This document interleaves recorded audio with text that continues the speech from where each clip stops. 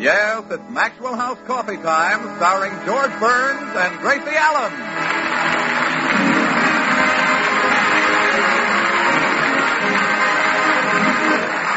With yours truly, Toby Reed, Gail Gordon, Hans Conried, Frank Nelson, Meredith Wilson and the Maxwell House Orchestra, and Bill Goodwin. For America's Thursday night comedy enjoyment, it's George and Gracie.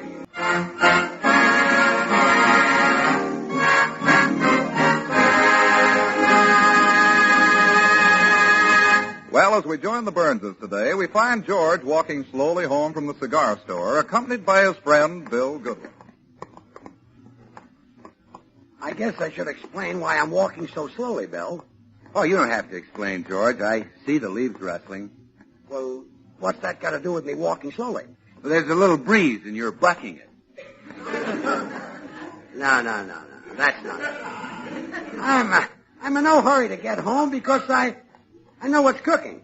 See, there are 2 more shopping days until Easter, and Gracie's going to ask me for money to get a new outfit. Oh, well, then I'd better not come in with you, George. I hate to see a grown man cry.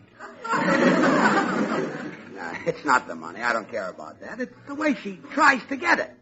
Every year she goes through the same routine. She flatters me. Now watch. The minute I walk into the door, she'll say, "My, you're handsome today." Then she'll say, "What sex appeal?" You're kidding. Then she'll say, "What a big, broad chest. What a slim, narrow waist." Oh, no. Oh, yeah.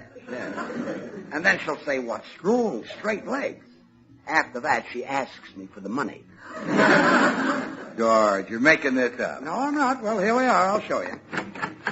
Oh, hello, boys. Hi, Gracie. Good morning, dear. My, you're handsome today.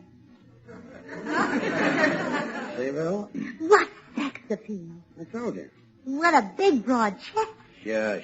What strong, straight legs. You left out the waist. Oh, yeah. What a slim, narrow waist. Now back to the legs. What strong, straight legs. Well, that's the end of the routine. That does it. Yes. You're quite a man, Bill.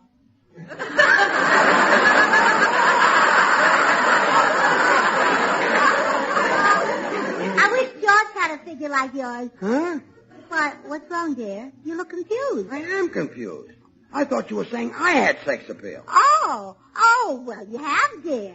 Hasn't he, Bill? Sure. Stop laughing. George is lonely with sex appeal. Yeah, he's a dream. He is. Look at him. I'm looking. Okay, break it up. Spread out. Anyway, Gracie, I'm glad you didn't try to flatter me this year into getting an Easter outfit. Easter outfit? Sure.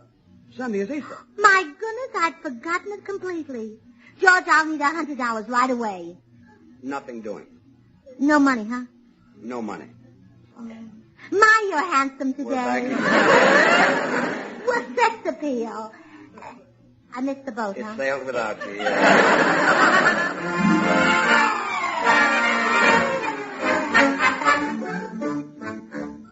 Excuse, please, Missy. Wang see you look very sad. You angry with Wang? Oh, no. You're a fine cook and houseboy, Wong. I'm angry with myself because I've been selfish. So? Yes. Every year I buy myself a nice new outfit so I'll attract attention in the Easter parade. But what does Mr. Burns get to wear in the Easter parade? Nothing. Then he attract more attention than you. Oh, no. I mean, he has to wear an old worn-out suit. And it isn't fair. Well, by golly, this year I'm going to get him a new suit and I'll wear something old. I'll just wear that old dress I bought yesterday. Missy make a big sacrifice. Well, Mr. Burns is worth it. The way he works and slaves. Why, every week he has to stand in front of a microphone for a half hour holding that heavy script. Mr. Burns walk like a dog. Yeah, you bet. And he's so kind and unselfish. In the morning when our bedroom is icy cold, does he let me lie there and freeze? No. He lets me go down and fire that nice warm furnace. Mr. Bird's very kind and generous, too. Never locks up cigars. Oh, do you take a cigar?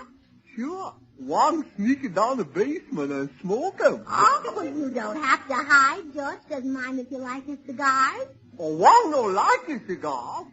Smoke 'em in basement to kill rats and mice. Oh, I'll answer the door, Wong.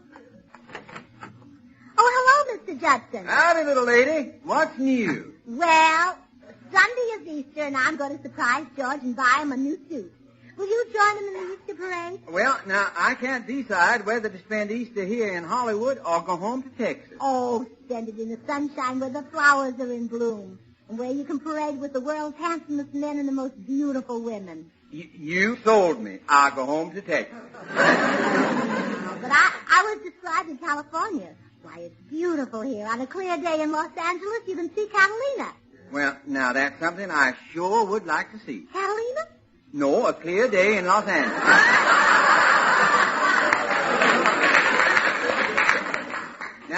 Now, the air in Texas is what you really call clear. I can stand on my back porch and look 700 miles, clean to my back fence. Well,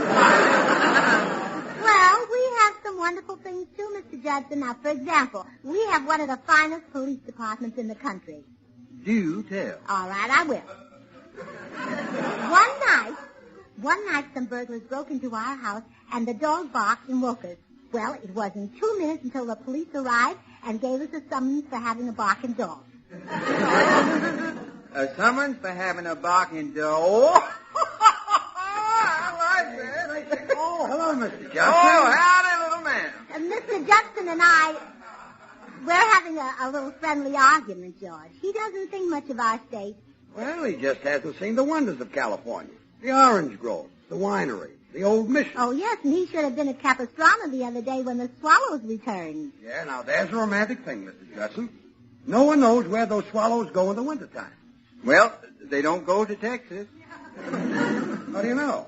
If they did, they'd never come back to California.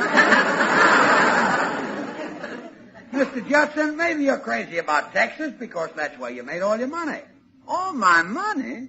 Well, I only got a piddling $32 million. I thought it was $31 million. Yeah, well, now, we had a little hard luck down home. Something happened. Yes, it did. My wife was out in the backyard cracking some ice to put in Grandpa's julep. The ice pick slipped off the cake of ice, stuck into the ground, and up come another darned Orwell. You call that hard luck? Grandpa had to drink his julep warm. Poor old man. Yeah. Well, I got to be running if I'm going to spend Easter in Texas. Goodbye, little lady. I hope that old rabbit lays some nice eggs for you Sunday. Oh, George isn't on the radio till Thursday.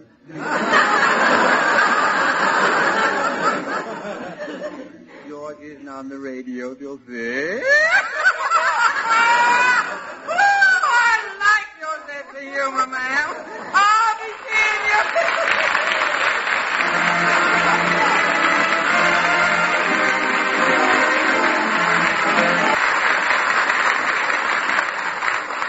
Well, the miracle on 34th Street is about to be topped by an even greater miracle on Camden Drive. Gracie is not going to buy herself a new Easter outfit. Instead, she's driving downtown right now to buy George a new suit and surprise him. In the car with her is her neighbor, Dr. Miller. Oh, will you help me pick out George's suit, Doctor? Oh, I'm sorry, Gracie. I'll have to jump out at the hospital. I'm psychoanalyzing a patient there in 5 minutes. Oh, anything serious? Oh, no, it's just a fixation. Every time this fella gets frightened, he starts to hiccup. Oh? So ridiculous. There's no... Gracie, that light ahead of us has turned red. I see it. See, I never take any chances. I always honk when I go through a red light. But, Gracie, that policeman whistled at you. Oh, fresh. I'm going to report him. He does that every time I pass that corner. As I was saying, there's no reason for fright to produce hiccups. If a man has control of... Mm-hmm. Gracie, you're driving on the wrong side of the street. Well, this is the shady side. If I drove with the sun in my eyes, we might have an accident. But Gracie, By the way, Doctor, how do I get to the hospital? just keep driving, I think. Oh, there's the tailor shop. I can walk to the hospital from here. Oh, look, there's the parking place. But Gracie, I don't think it's large enough for this car. Oh, don't be silly. Watch this. Now, see, I made it fine. Oh, all that fender reminds me. I must get George's trousers with plenty of pleats. Well, see you later, Doctor. Goodbye, Gracie. Thanks for the lift.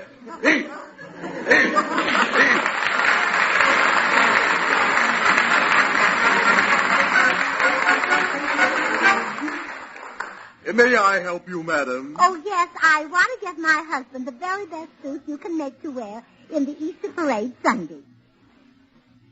I'm willing to go as high as $20. Well, the cheapest suit I make is $100. $100 just for a man's suit? Why, that's almost as much as I pay for a hat. But my suits are handmade from the very finest imported fabric. Oh, well, all right, I'll take one. Good. Now, first you pick out the bolt you like, and I'll use that for his suit. A bolt? Well, can't you make it with buttons? A bolt is so unhandy. Every time he took his suit off, he'd have to unscrew himself. Yes. By bolt, I mean bolt of material, like these here. Now, you select the fabric you think would look best on your husband. Oh, this is pretty. What is it? That's herringbone. Oh. Well, it looks nice, but I'll bet on a hot day it smells awful. It's not actually made of herringbones. It's made of wool. Wool comes from sheep. Sheep are animals. You don't have to explain things to me. I've seen sheep. I know they milk them to get the wool.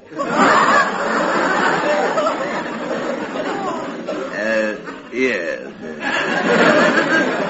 Madam, perhaps you'd better send your husband in and let him pick out the material. Oh, no, I can't. This suit is going to be a surprise for him. Well, then how can I get his measurements? Oh, yeah, that is a problem. I know. You come home with me, but don't let him see you. Then I'll take your tape measure and go in and ask him to dance. And while we're dancing, I'll take the measurements and call them out to you. Well, it's a little unorthodox, but business is slow. I'll do it. Oh, good. Now, just one thing. When I give you his height, subtract 2 inches. He's taller when he dances. Why? He stands on my feet.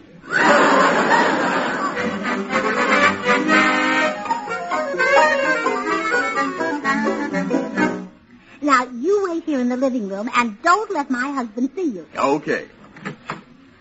Oh, hello, George. Let's dance. Dance? Sure, I've got my tape measure ready.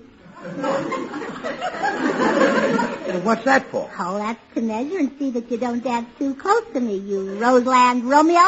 I don't want to dance. I'm very comfortable. Well, then you sit there and I'll dance around you. Gracie, you're choking me with that tape measure. Next 16. Next 16. What was that? I didn't hear anything. Shoulder 16. Shoulder 16. I didn't hear that either. What's going on here? Hold still, dear. Chest 16. Chest 16.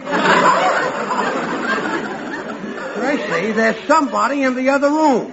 Oh, no, dear, that's an echo. Echo? Mm-hmm. A friend of mine just got back from the Swiss Alps and he brought me an echo for a souvenir. Gracie, who's in the other room? Hip 56. Chest 56. I'm going in there and see who that is. I thought so. A man. Hey, you! Who was that? That? Yeah, that. Who was he? Well, I didn't want to tell you, George, but I guess I'll have to. He's a Vine Street wolf who followed me home. A wolf? But why did you call out my measurements to him? Well, I knew it would frighten him away when he heard what a physique my husband had. After all, you've just got about the most frightening physique in town.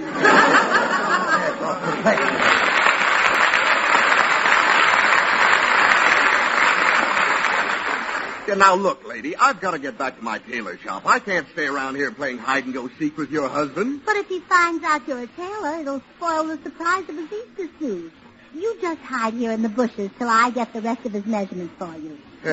Let's guess at them. How tall is your husband? 5 feet 10, or 4 feet 2 in a stocking feet. He's only 4 feet 2 in his stocking feet? Well, yes, he always sits down when he takes the shoes off.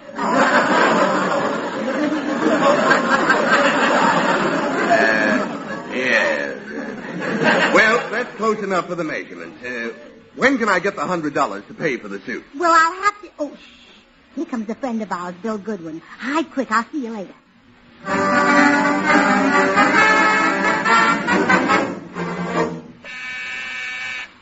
Come in. Hi, George. Hey, there's a guy hiding outside in the bushes. Friend of yours? That's the guy who followed Gracie. Huh? Hiding outside, is he? Well, he's going to get the beating of his life. Here, Bill, take my coat. Okay. You'll need it. It's cold out there. You want me to do it? Well, when I get in a fight, I always skin up my knuckles. You ought to learn to fall with your hands in your pockets. Go on, Bill. Beat him up. Well, why should I? Who is he? Well, he's a wolf who followed Gracie down here from Vine Street. Followed Gracie down Vine Street? Why, I'll break his neck. Attaboy. I'll tear him limb from Now limb. you're working. He's working my territory.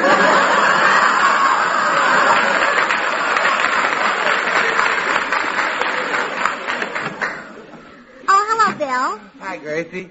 Bill's going to beat up on that wolf who followed you home. Oh, no, Bill, you mustn't. Why not? Why not? Yeah. Well, he's very big and tough. Well, I can take him, Gracie. Sure. Bill wrestles 3 nights a week. Yeah, but this is a man.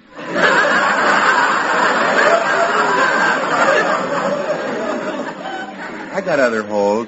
Well, get out there and tear that wolf to pieces, Bill. Don't be a coward. Oh, all right, Bill. Go on, Bill. Get him. By golly, you're right, George. I'm going to open that door and tell him a few things. Right. Hey, you. Yeah, what do you want? You take cream and sugar in your coffee? Yeah, look, what goes on here? Do I make the Easter suit or not? Easter suit? Who are you? I'm a tailor. A tailor? Sure. Your wife ordered an Easter suit, and I'm waiting for my $100. And after I told her no Easter outfit. I'll bet she's scheming right now to take me for the money. Well, the deal's off, mister. Now scram. Hey, well, what are you so excited about, George? Nobody's going to take me for 100. Well, of course they're not. You don't look a day over 90. Go.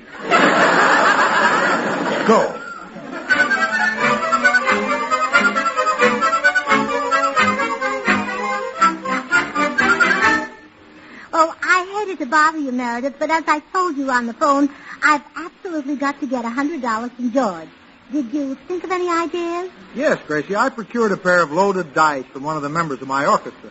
Oh, which one? The leader. You're the leader. Not anymore. I have to let him lead now. He owns all the instruments. Oh, well, I don't want to cheat George out of his money with crooked dice. I'd rather cheat him out of it honestly.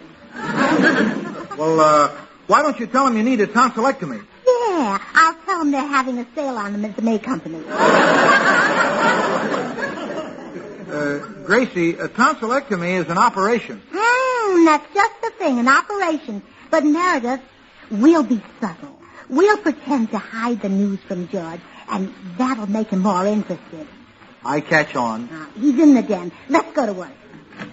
Oh, Meredith, come in and close the door. We mustn't let George know that I'm in desperate need of an operation. Gracie, you're right. Why, if that warm-hearted, generous man found out, he'd mortgage his home to get the $100 for the operation. Yes. What's all this? Oh, George, you're here. You heard. No. Put away the $100. I'm not taking it. I'm not giving it. But, George, Gracie's very ill. She was just examined by one of the Mayo sisters. That's the Mayo brothers. Please. Your wife is a woman. Oh, go. But, George, she needs an immediate operation. She must go on the table at once. Yes, we reserved one at the Brown Derby. The Brown Derby? Well, the doctor's crazy about movie stars, and he wants to watch the celebrities while he works. Gracie, you couldn't get an operation for $100. All you'd get for that is an anesthetic. All right, give me the 100 and I'll just take the anesthetic. Out, both of you, go. Oh, cut it out. Stop with that. You're not getting $100 from me to buy yourself an Easter dress. Easter dress? I wanted the money to buy you a suit. Me? Yes. Is that why you had the tailor here? Oh, sure. I wanted it to be a surprise. Oh, sweetheart, I'm sorry. And all this time you've been thinking of me. You don't even appreciate it. Oh, no. Don't cry. Here's the $100. Oh, thank you.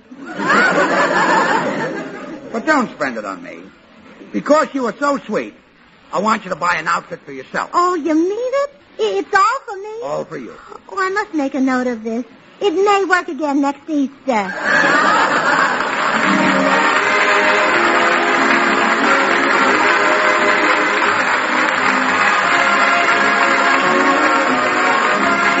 Well, thanks for letting me buy the new dress, George. But what have you got to wear in the Easter parade? Well, there's the suit I graduated from high school in, the suit I wore in vaudeville, the suit I got married in. Well, if it's good enough for high school, vaudeville, and marriage, it's good enough for the Easter parade. Take it off and have it cleaned.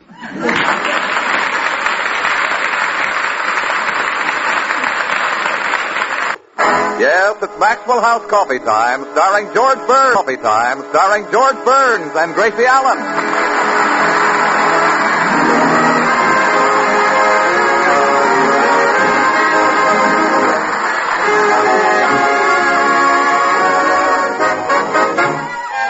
With yours truly, Toby Reed, Gail Gordon, Hans Conried, Elliot Lewis, Meredith Wilson, and the Maxwell House Orchestra, and Bill Goodwin. For America's Thursday night comedy enjoyment, it's George and Gracie.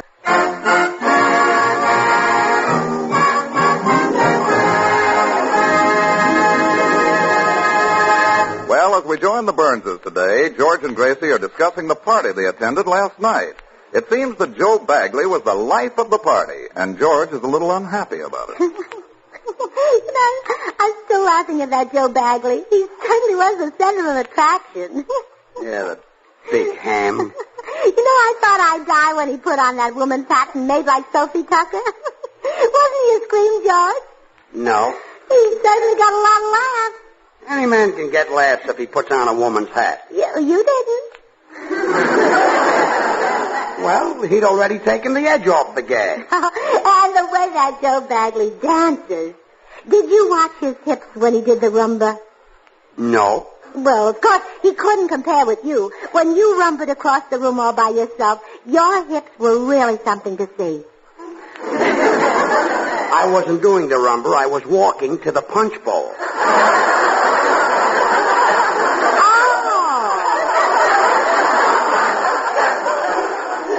Darn that Bagley. He stole the spotlight all evening. He even sang. He's got a voice like a buzzsaw. Well, he certainly got a lot of applause. Well, anybody can get applause if you sing 3 cheers for the red, white, and blue.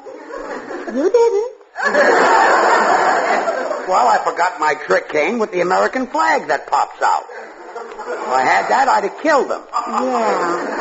Yeah. Joe really should be on television. He'd be a riot. Yeah, a riot. I guess compared to him, I've got no talent at all. Oh, George, stop being ridiculous. You've got more talent in your whole body than he's got in his little finger.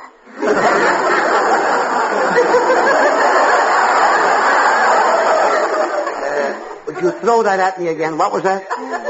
It didn't sound right, did it? No, it didn't.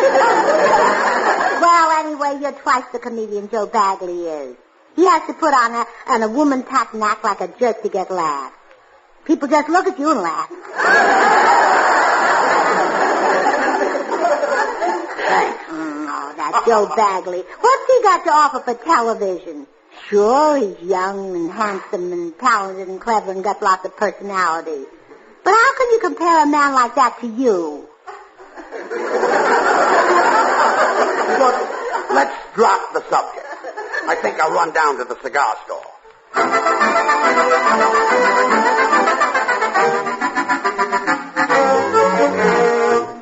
As George enters the cigar store, he is greeted by the proprietor, an ancient character known fondly in the neighborhood as Pops. Good morning, Mr. Burns.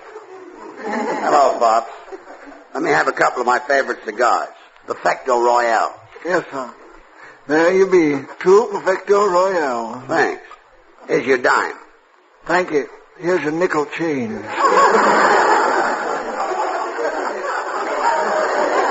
Great little cigar. Yeah. Got a light, Pop? Well, please, not in here. Stinks up the whole place. You should like the smell of tobacco. You should smoke some. Well, it's still my favorite cigar. Hope Gracie gives me a box of them for my birthday. Oh, say, I hear tell there was a big party last night. Was that to celebrate your coming birthday? Yeah. It was a party Joe Bagley gave. Oh, say, I'll bet was a humdinger if Joe Bagley give it. He's a card, that fella. He thinks I wish I'd have been to that party. You know, I love to dance. You, Pops? Oh, yeah. Last party I was to, I danced the young gals right off of the feet. Danced all night. Is that so? Yeah. Party broke up at dawn when they fired on Fort Sumter.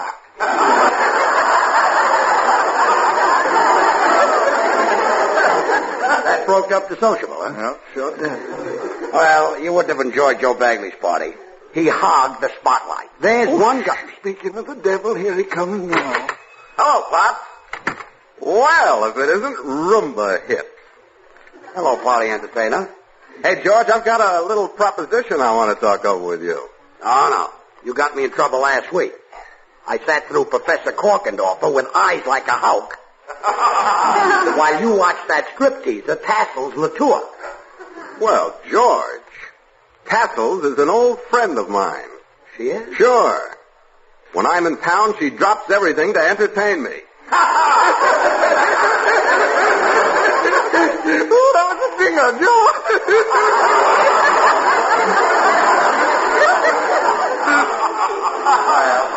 Well, you two comedians have your fun. I'm leaving. Goodbye. I'm sorry he's sore at me. I wanted to sell him my television set. What? How come? Well, they televise the fights every Friday night, and I've got a season ringside seat. I'll be right on the television screen. So what? That's the night my wife thinks I hold a salesman's meeting. She'll see me. I'll leave one fight and walk right into another one. Couldn't you get the best of her? Pops, I would never raise a hand to my wife. Oh, you wouldn't? Never. Tried it once, she beat my brains out. I just got to get rid of that television set. Say, George has got a birthday coming up. Now, instead of selling it to him, you sell it to Gracie to give him as a present. That's a wonderful idea. And George will enjoy it. It'll get me back in good with him. Pops, how can I ever thank you? Well, just invite me to your next party. I'd like to meet some nice young gal, around 75, 80. Okay, Pop.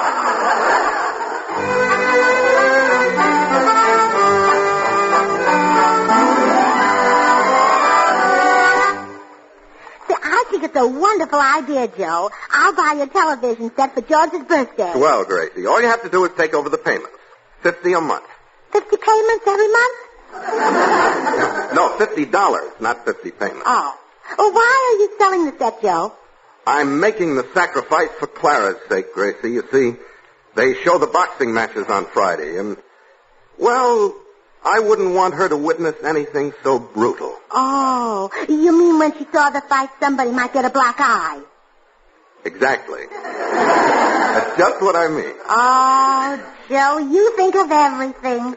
I have to. Husband like you deserves a medal. Clara ought to hang one on you. She will if I don't sell this set.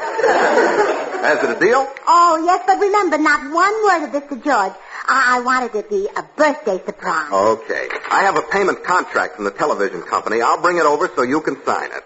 What's all this about a television contract? Oh, George, you eavesdripped. All I heard was a television contract. What's going on? Nothing, dear, nothing. No, that's right, George. There's nothing at all. Well, see you later, Gracie. Well, I'll walk to the door with you, Joe. What can Joe Bagley have to do with a television contract? Holy smoke. I get it now. He and Gracie are going to team up and go on television. Gracie's going to break up our act. I'll have to work alone. Well, they can't do this to me. I'll fight. I'll sue. I'll starve. I better go over to Dr. Miller, the psychiatrist, and get some advice.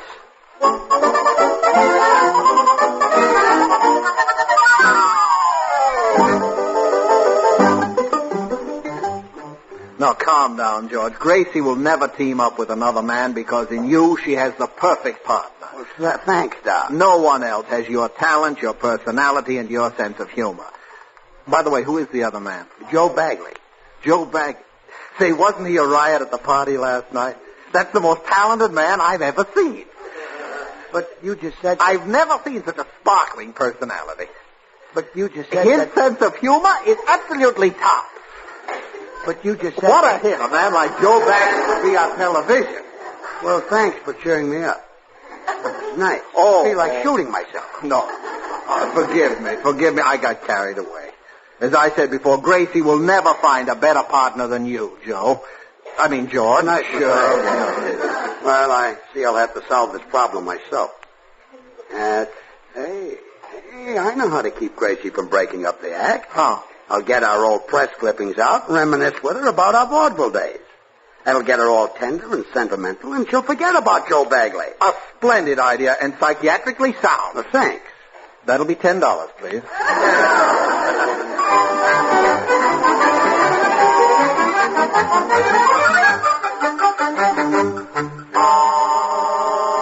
Gracie. Yes, George? I got our old vaudeville press clippings here. Remember when we first started working together? Oh, sure. Just think. That was 16 years ago. Uh-huh.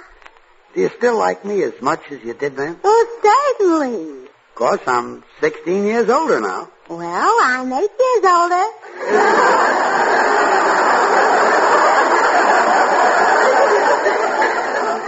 Yeah, we clicked right from the start. A perfectly matched team. Oh, well, you were the important one. Well, you added something to my act. Oh. Let's see what these old press clippings say. Here's one from Scranton. Gracie Allen is undoubtedly the cleverest comedian who ever played this theater. Her partner, on the other hand...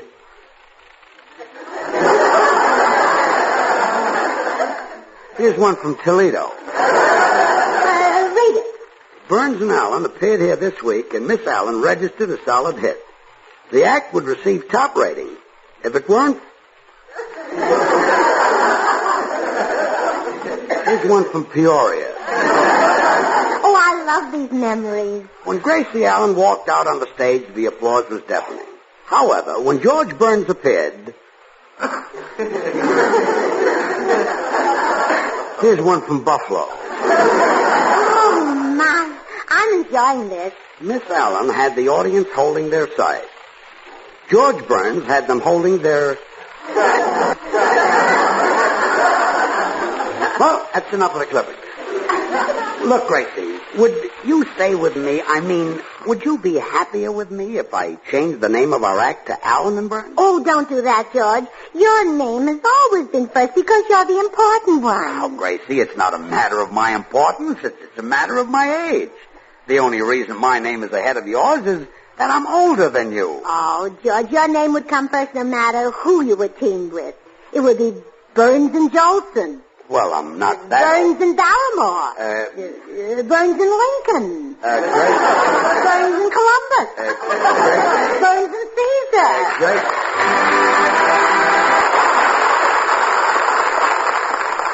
Burns and Napoleon. Gracie. Burns and Cleopatra. Gracie. Burns and Methuselah. Okay. Now, let's stop talking about me. Let's talk about Joe Bagley. I'm not sure he'd be so good on television. Why do you keep bringing up Joe Bagley? Well, you thought he was such a big hit at the party. Oh, he made me sore. He did? Yeah, I laughed at him till my sides ached.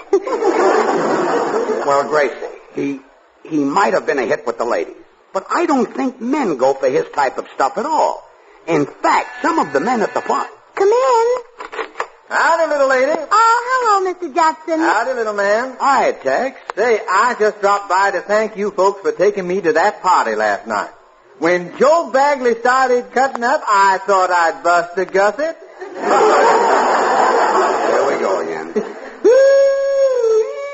He's a funny man. George, I thought you said men I didn't think like... I hear someone at the back door, Gracie. You better see who it is. Oh, all right. Excuse me, boy. Yes, ma'am. Mr. Judson, do you think Joe Bagley would be good on television? Little man, everybody's going to be good on television because all the programs is going to come from Texas. And that'll make him a hit. Why, sure it will. It sure will. How can they mess with that Texas scenery in back of them? There ain't nothing nowhere can compare to it. How about the Grand Canyon? The first time a Texas boy seen that, he said, "Hey, Mom, look at the gopher hole." And I suppose you've got something that tops Niagara Falls. Rain dripping off the Dallas courthouse. Brother, you're murder. Well, now, of course, it's only fitting that anything electrical should come from Texas. Benjamin Franklin never would have discovered electricity if we hadn't told him what to do. You take credit for that, too. Yeah, well, now, it's right there in our Texas history book. Naturally. Benjamin Franklin come to Texas and said we was to take our orders from Washington. So? We told him to go fly a kite.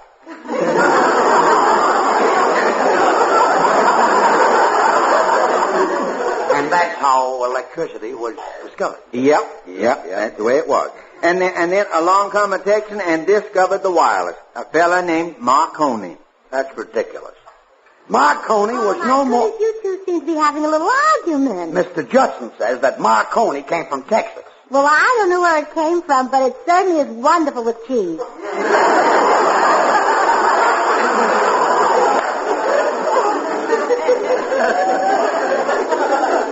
Certainly is wonderful with cheese.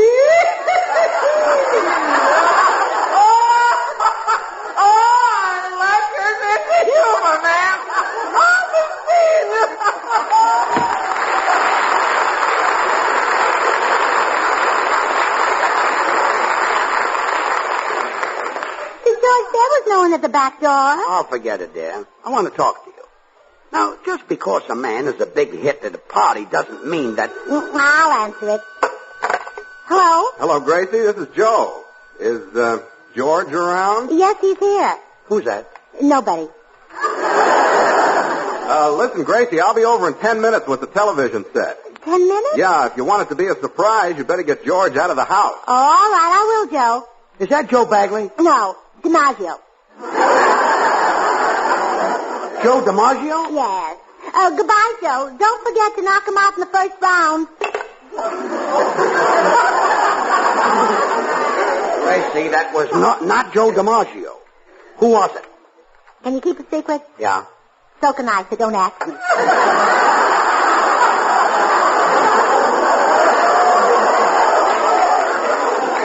It was Joe Bagley, and what did he want? Well, he and Clara are coming for dinner. Run out and get some cucumbers. I don't want Joe Bagley for dinner. We're not having them. We're having cucumbers. Barbecue Bagley would be nice. Yeah. Run to the market and get me about 10 minutes worth, There are cucumbers in the kitchen. I want ripe ones. Those are green. You're trying too hard to get me out of the house. I'm staying right here.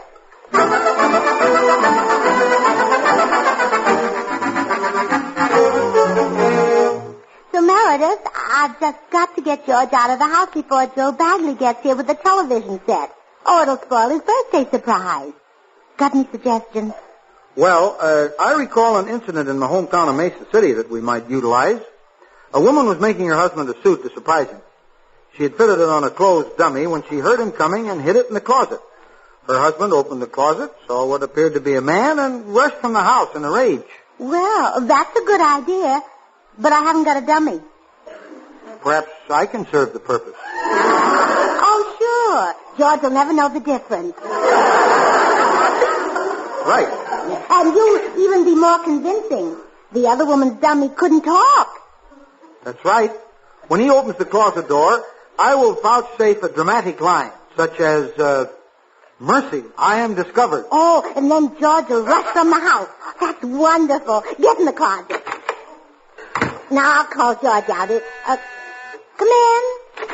Hi, Gracie. Oh, hello, Bill. Say, Gracie, has George got a tennis racket? Yes, Bill. Would he mind lending it to club women? Play tennis? No, to club women off my car.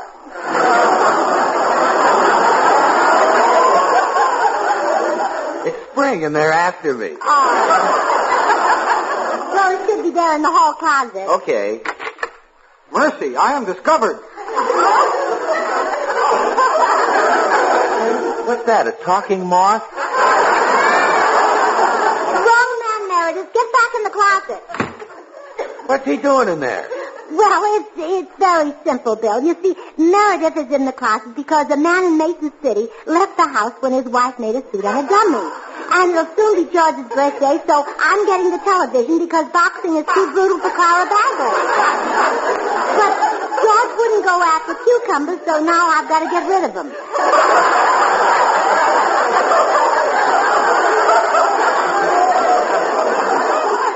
Does the guidebook go with that? I got a little lost. Well, I boiled it down for you. Well, you better stick it back in the pot, Gracie. It's still lumpy. But I didn't see any tennis racket in there. Maybe George knows where it is. Well, you can ask him. He's in the den. But keep that story about Meredith to yourself. Don't give it away. Who'll take it? Excuse me, Gracie. Hi, George. Oh, Bill, I'm glad you dropped in. I want to ask you something. Do you think Gracie would make a hit on television with a no-talent guy who's just a party entertainer? A jerk who puts on women's hats to get laughs? Oh, sure, George. You'll be great on television. It's not me. It's Joe Bagley. Gracie's going to leave me and team up with him. Oh. Well, let her, George. You and I'll do a television show, and we'll be sensational. Yeah, we'll show him. Yeah, you bet. Now, we'll open with Phil Spitalny's orchestra playing a fanfare. Why Spitalny? All girls. Oh, girls. Gee, Bill, it's swell of you to stand by me like this. Well, George, you're my friend, and I want the whole world to know that you're my friend. Well, swell. Now, as the program opens, the announcer will say, the new sensation of television, Bill Goodwin and Friends.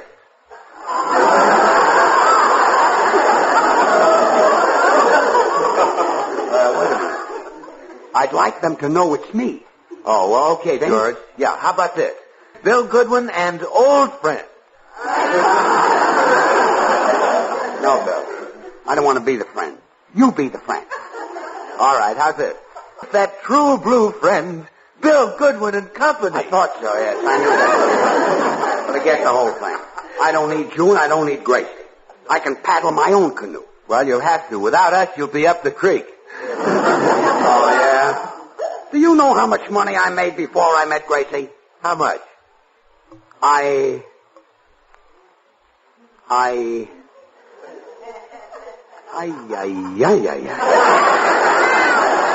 better go in and talk to her.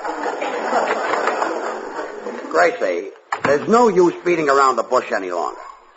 I know all about you and Joe Bagley and the television deal. You do? Oh, I wanted it to be a surprise for your birthday. Nice surprise. Happy birthday. Why not surprise me with a bottle of cyanide? Or some Paris green? Well, I didn't think you used perfume. That's right. Make jokes when my heart is breaking. Just tell me one thing. How much is Joe paying you? Nothing. I'm paying him. Well, I know when I'm licked. I'll go quietly. Well, where are you going, George? Oh, who cares? I think I'll tie a barrel of cement around my neck and jump into the ocean. Well, if that isn't gratitude, I buy you a television set and you're going swimming. You bought me a television set? Yes, from Joe Bagley for your birthday. Holy smoke. And I thought you and Joe were going to team up together. Oh, George, shame on you. I'd never work with any man but you. I'd never look at any man but you. You're the only man in my life. I should have known that. I feel like celebrating, honey. I'll get my hat out of the closet and we'll do the town. Mercy, I am discovered.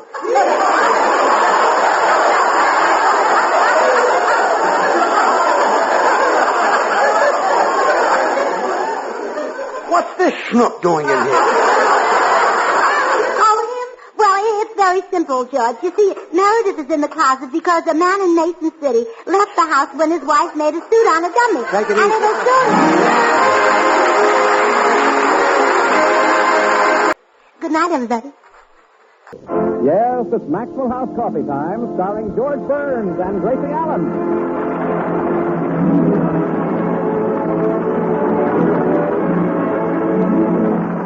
With yours truly, Toby Reed, Gail Gordon, Hans Conried, B. Benaderet, Elliot Lewis, Meredith Wilson and the Maxwell House Orchestra, and Bill Goodwin. For America's Thursday night comedy enjoyment, it's George and Gracie.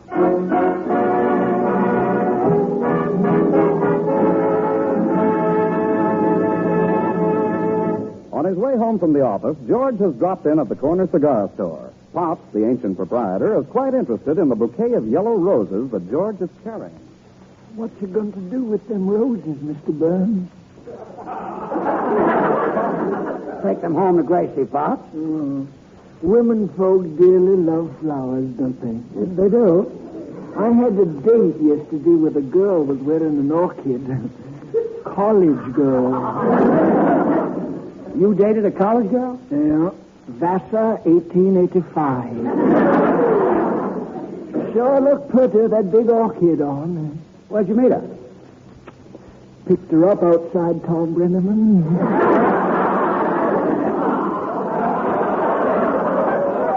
Well, let me have a couple of cigars. Greetings, Pop. Hello, Oh, George. hello, Mr. Bangman. Hi, Joe. What's with the yellow roses, George? Selling them for a sideline? Taking them home to Gracie. Yeah? What's the occasion? No occasion. We saw them in the florist's window and realized it's been a long time since I took her any. George, you can't take your wife a dozen roses for no reason.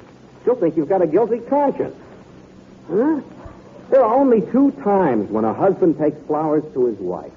When she's got a birthday or he's got a hangover.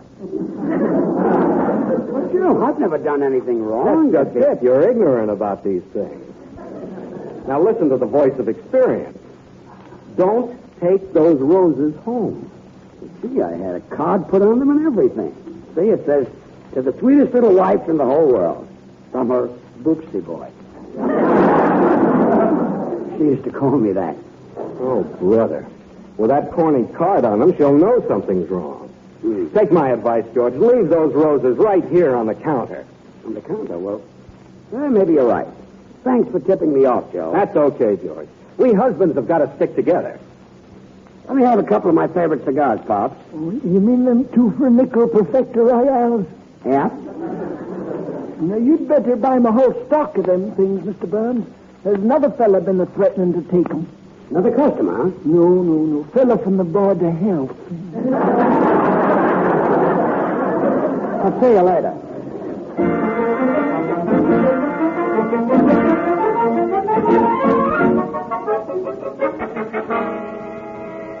Must you leave, Gracie? Well, I better, Clara. Joe will be home pretty soon, and you'll want to fix him some lunch. Yes, he's such a wonderful husband. I always wait on him hand and foot. Really? You know, I wait on George with my hand, but there are so few things I can do with my foot. But Gracie, let it go. Would you and Joe like to go to a movie tonight? I don't think so. Joe went to one last night while we were at Ladies' Aid meeting. Oh, yes, that's right. So did George. You know, if I hadn't said no, he was going to see that one with all the nudists in it. Nudists? Yeah, the Naked City. But Gracie, naked... Let that one go, too. I'm home, Angel Pie. Oh, hello, Gracie. Hello, Joe. What are you hiding behind your back, Joe? A little surprise for my precious girl. Close your eyes. All right. They're closed. Now open them. Oh, Joe! Yellow roses. Oh, you sweetheart. Read the card, honey. For the sweetest little wife in the whole world from her bookie boy. Oh, Joe, what a cute name. I thought you'd like it. Oh, see, that's what I used to call George. Well, I'd better go put these in water for you, baby dumpling. Excuse me, Gracie. Oh, Gracie, what a shame your husband can't be as romantic as mine. Well, George is improving, Clara. Spring has already made his kisses longer. Really? Yes. Since the 1st of April, they've lasted over a minute. Added together, that is. But he never brings you flowers. Well, now, give George a chance. Maybe he's waiting right now to surprise me with some flowers. I'll rush right home. I'll see you later. Goodbye, Clara. Goodbye.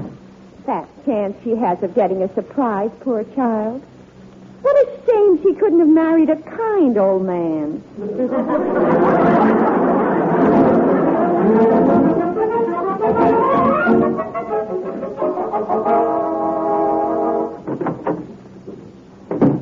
I'm home, dear. So I see. George, What? I've got my eyes closed. You'd better open them. You'll fall over a chair. Did you bring something home for me? Oh, yes, I did. Oh, where are they? Put them in a tub of water on the service porch. Oh, a whole tub full? Down there, Paul. Brought home all the dirty shirts I had at the golf club. Dirty shirts. But, George, on your way home, didn't you buy something for me? Oh, sure. I almost forgot. Oh, where are they? Right here. 2 bars of laundry soap. Oh, you don't love me. What's wrong, sweetheart? It's good laundry soap. Oh, you and your soap. I just came from the Bagley's house, and Joe brought Clara a dozen yellow roses. Yellow roses? Yes, and they have the most romantic card on them. It said, to the sweetest little wife in the world from her boopsy boy. George, where are you going? To see a certain guy. And when I get through with him, he'll have a lily in his hand. Oh, that's right. Flowers for strangers, but none for your wife.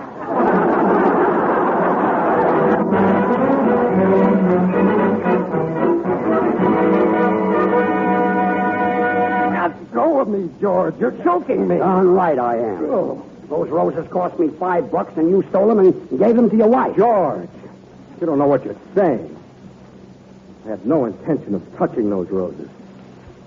But they were lying there on the counter, dying for want of water. Now, look. I only wanted to save their lives. Yeah, but they were so young, so lovely. It was like 12 piteous little voices calling out to me. Water.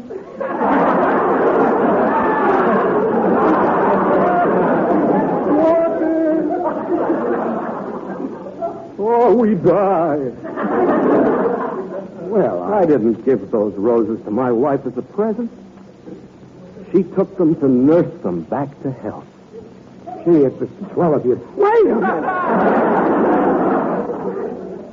The oily line won't work. Now, listen to me, Bagley. You go right down to that flower shop and have $5 worth of roses sent to Gracie.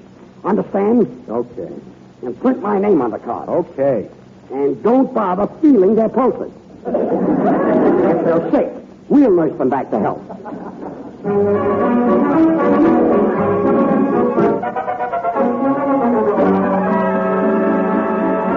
Well, I finished washing your shirts, dear. Have you any other delightful little surprises for me? Now, Gracie. Perhaps you'd like me to sew your pocket shut. Sew my pocket shut? Well, why not? You never reach into them for anything. Now, look, honey. I know you're upset, but just in a few minutes... Come in. Flowers for Mrs. George Burns. Flowers? For me? Oh, how wonderful. Let's see what the card says. To Gracie, the sweetest rose of all. From George. Oh, darling. Gracie. Oh, Gracie. You shouldn't kiss me before this boy. Well, he can kiss you later. Looks like I got here just in time. Mr. Bagley said to hurry. Who? Mr. Joe Bagley. He's the one who sent the flowers. So, this wasn't your idea, George. It was Joe Bagley's. But he knew you wouldn't think of it, so he tried to cover up for you. To think that my husband needs help from another man. But, oh, I should have suspected this on our wedding day, when you had the bellboy carry me over the threshold. But, honey... Don't put Joe's lovely flowers in water. Darn it, kid, why did you have to stick around? Why didn't you leave the flowers and scram? I'm waiting for my $5. $5? Yeah, those flowers are COD. Oh, kill that Bagley.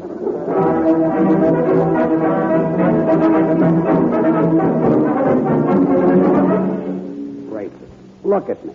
I'm going to talk to you. I haven't time now. I'm making spaghetti sauce for dinner. But, honey, I don't like spaghetti sauce. Well, Joe Bagley likes it. Huh? If you're not gentleman enough to show your appreciation to him, I am. I've invited Joe and Clara for dinner, and we're having spaghetti sauce. I won't eat it. You will, too. In fact, if Joe Bagley sets foot in this house, I'll eat rat poison. Well, you put spaghetti sauce on it.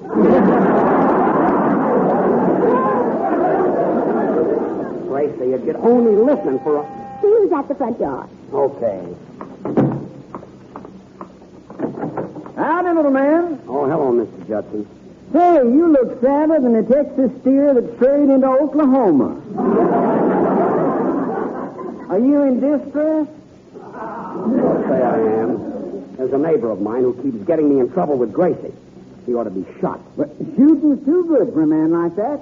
You ought to tie him hand and foot and stake him down just outside the Texas border, facing Texas. What'll that do? He'll lay there and drool himself to death. Hey, by the way, who is the fella? Joe Bagley. Joe Bagley. I don't see how he keeps from getting in trouble with his own wife. You know what he done last night? What? He told his wife that he was going to a movie, but he didn't. He went to one of them stag parties where there was a hula dancer. Are you sure? He sat right beside me. Oh, you watched the hula dancer, too? Well, now, only out of patriotism. Her skirt was made of Texas prairie grass. So Bagley went to a stag and his wife thinks he went to the movie. Mr. Justin, this is my chance to get revenge. When he and his wife come to dinner tonight, I'll expose them. You'll be in hot water. I'll say he will. And then, here comes Gracie. Who are you talking to so long, dear? Oh, hello, Mr. Judson. Howdy, little lady. Will you stay and have dinner with us? Oh, well, now, I thank you kindly, but I got to get down to the railroad station. The foreman of my ranch is sending a load of wild horses that he broke. Well, I hope you'll be able to mend them. You hope you'll be able to make? Oh, I like your sense of humor, man.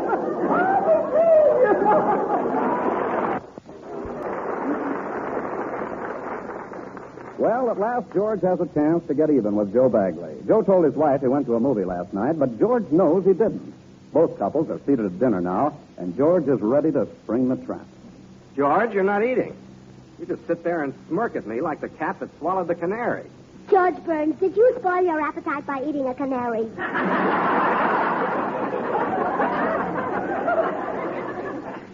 No. By the way, Joe, seen any good movies lately? Movies? Yes, Joe went to one last night. What'd you see, Joe? Well, The Treasure of Sierra Madre. Yeah, that's it. What a coincidence. That's the picture I saw last night. But I didn't see you at the theater. Have another meatball, George. I couldn't eat one. Just hold it in your mouth.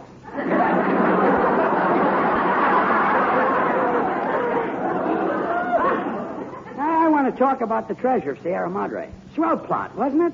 Yes, well. Why don't you tell it to Clara? Yeah, tell me the plot, Yeah, it Joe. was a good plot. Quick, George. Something. Take me to the kitchen. Something's caught in my throat. George, I'm in a spot. I didn't see that picture last night. I went to a stag party. No. Yeah. You saw the picture. Tell me the plot so I can tell Clara. Well, sure, pal. I'll be glad to. What are you laughing about? Well, the picture is a comedy. I laugh when I think of it. It's all about this girl named Sierra Madre. I thought Sierra Madre was a mountain range. Oh, no. In the picture, it was a girl, played by Shirley Temple. And Humphrey Bogart plays a minister. Bogart, a minister? Yeah. He married Shirley Temple to Walter Houston. What do you know? Hollywood finally came up with a new plot, huh? Well, that's enough to tell Clara. Come on. Oh, you stopped coughing, sweetheart. Did George fix you up? Yeah. I fixed him up good. And now I can tell you the plot of the picture. It's all about this girl named Sierra Madre, played by Shirley Temple, and a minister played by Humphrey Bogart. He marries her to Walter Houston. That's the plot? Yeah. George Burns, where were you last night?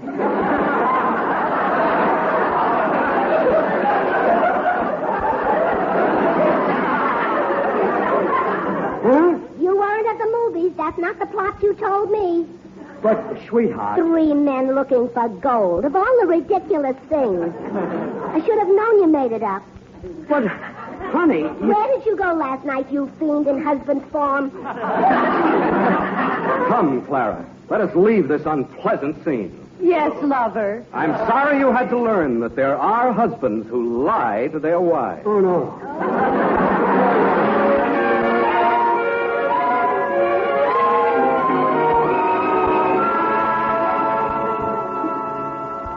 Look, honey, it's almost midnight. For the millionth time, the treasure of Sierra Madre was about 3 men looking for gold. Don't lie to me, George. But I'm not. Walter Houston was an old desert rat. That's a fine way to talk about Shirley Temple's husband.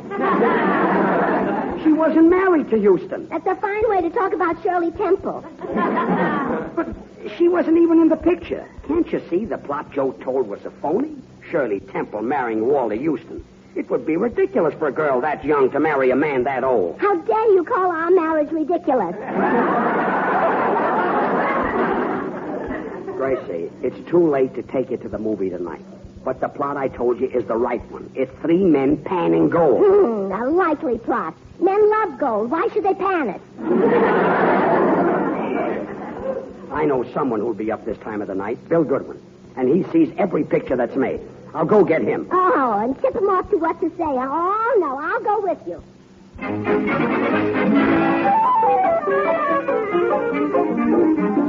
And so a few minutes later, George and Gracie rushed up to the desk at Bill Goodwin's apartment hotel. Whom did you wish to see? Bill Goodwin, and hurry. Yes, it's very urgent. One moment, I will see if he is in. Bill, there's a cute girl here with an old gent. They're asking for you. It looks like trouble. Okay. I am sorry. Mr. Goodwin has gone to join the French Foreign Legion. What? So you can't force him to marry your daughter. She's not my daughter. I'm George Burns, and this is Mrs. Burns. Oh, my mistake. Hello, Bill. It's George and Gracie. Yeah, that couple that works on your radio program. Yeah, that's us. Okay, Bill. He's just leaving. He says wait here at the desk. He'll be right down. Oh, look, George. Here comes Professor Cockendorfer, the man you heard lecture on antediluvian fossils. He lives here. Oh? Hello. Give me one Professor Cockendorfer's key, please. Hello, Professor. Someone spoke?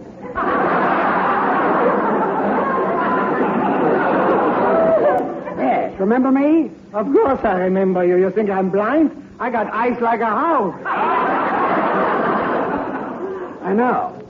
You wish to see me? No, I'm waiting for Bill Goodwin. Oh, yeah. He likes pretty young girls like you. I'm not a girl. By the way, Professor, have you seen the treasure of Sierra Madre? No, did she lose it? I help her look. I got eyes like a house. Maybe I find a hawk who saw the picture. Well, good night now. I get on the elevator. He walked into the coffee shop. Yeah, he always gets them mixed up. Hi, Bernard. You want to see me? Yeah, Bill, you can save my life. Did you see the treasure of Sierra Madre? Yeah, George. I went last night. Oh, wonderful. Tell Gracie all about it. Okay. Let's step into the coffee shop and sit down. What floor is this?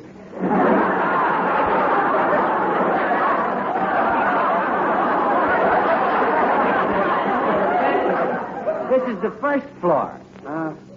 Slow elevator, but they...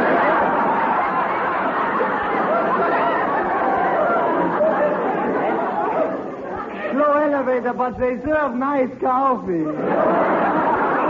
Well, you're wrong about the elevator, Professor. Now, Bill, let's get to the movie. Tell Gracie just what happened. Okay, now I'll start with the sensational love scene. Now, this gorgeous redhead Wait a minute. What love scene? Where was there a redhead in that movie? sitting beside me in the balcony. Bill, we're only interested in the picture. Tell Gracie the plot. Well, George, I don't know the plot. Why not? When you're sitting in the balcony with a gorgeous redhead, who watches the picture? Bill, you must have looked at the screen once or twice. Don't you remember? Those three men struggled across the desert, almost died of thirst. They did? Why? To get the greatest treasure in the world. I'm talking about gold. Gold schmold. Who'd look for that? Oh, now you see, George, even Bill doesn't believe that ridiculous plot about looking for gold. Well, I certainly don't. Now listen, you two. Somebody's at 2? That's my floor. I get out here.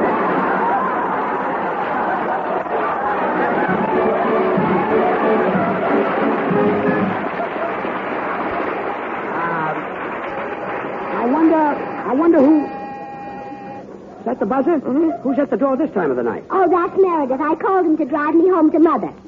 What? I won't live with a man I can't trust. Come in.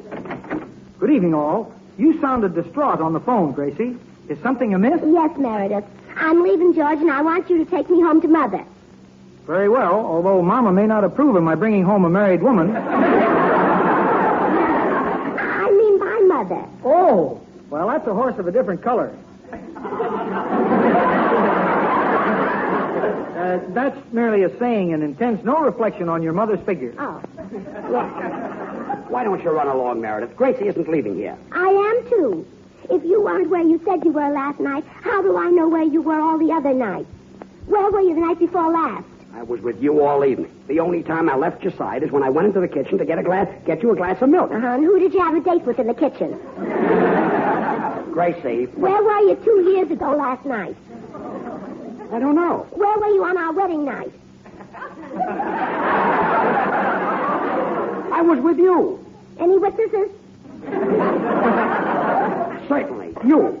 Oh, no. You're not dragging me into your sordid past. Now, look, honey. Let's go, Meredith. I won't live with a man I can't trust. Gracie, honestly, I went to the movies last night. Oh, George, it's bad enough to lie, but it's even worse not to admit it when you're caught. Okay, if that's what you want, I'll say it. I didn't go to the movies last night. I never saw the treasure of Sierra Madre.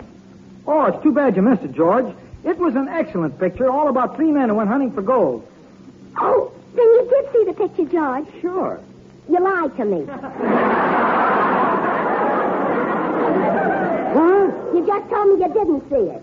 Let's go, Meredith. I won't live with a man I can't trust. Oh, what say you? Yes, it's Maxwell House Coffee Time, starring George Burns and Gracie Allen.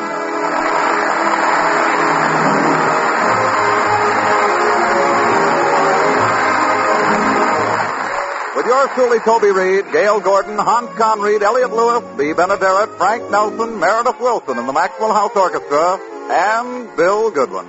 For America's Thursday night comedy enjoyment, it's George and Gracie.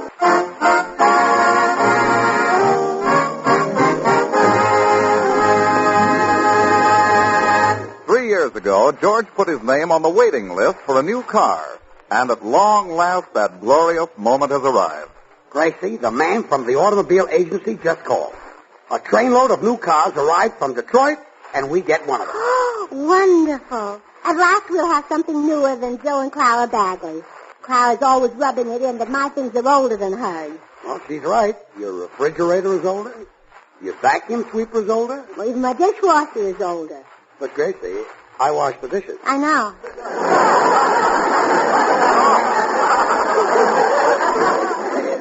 Well, grab your hat, honey, and let's go and get that new car. I can't wait to drive by the Bagley's house and show it off. Oh, let me do it, George. I'll drive right into their living room. You can't do that. Well, why not? I drove into our living room once. It's much smaller than this. I know, I remember that, yes. Well, let's go and get the new car.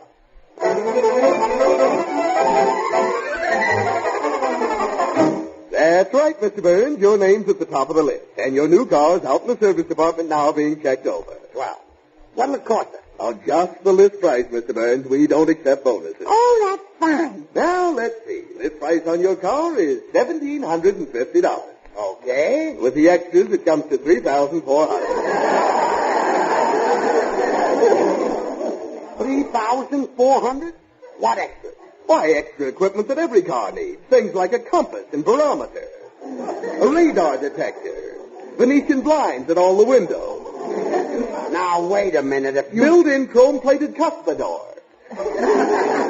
What do I want with a cuspidor? Well, sure, he can use the regular door.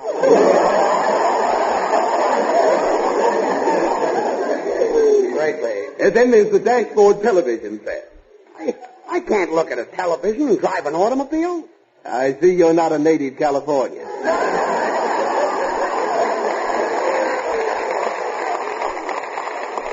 Now, look, then there's the silver-plated fog lights that go on the front of the motor. We don't need that stuff. Well, certainly not. You can just leave the motor off. Look, mister, I'm not going to take all those extras. You're not, huh?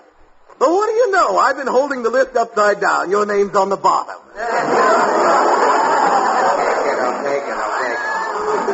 I'll pay anything to get a new car before Joe Bagley gets one.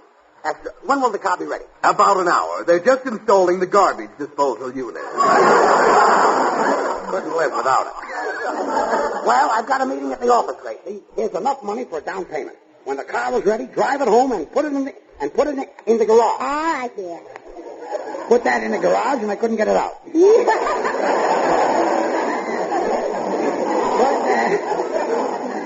But for heaven's sake, drive carefully.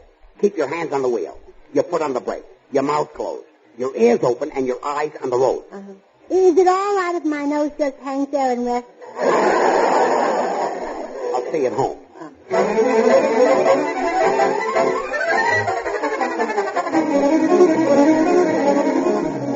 Meantime, George's arch rival, Joe Bagley, is hearing the news at Pop's cigar store.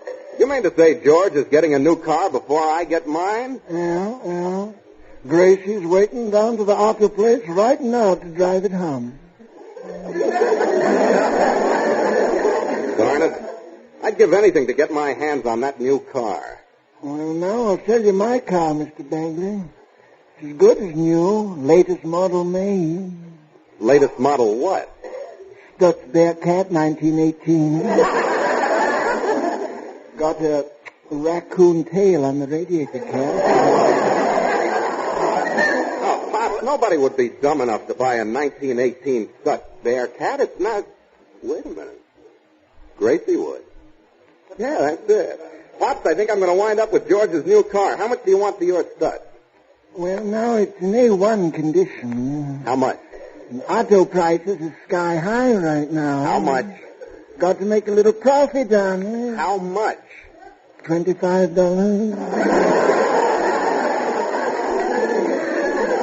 All right, here's your money. Where's the car? Parked out in front. Now, you be careful when you get into it, Joe. Don't sit on my ukulele.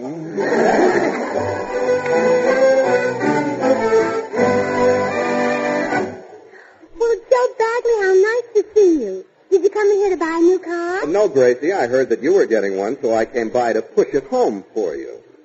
Push it? One at one?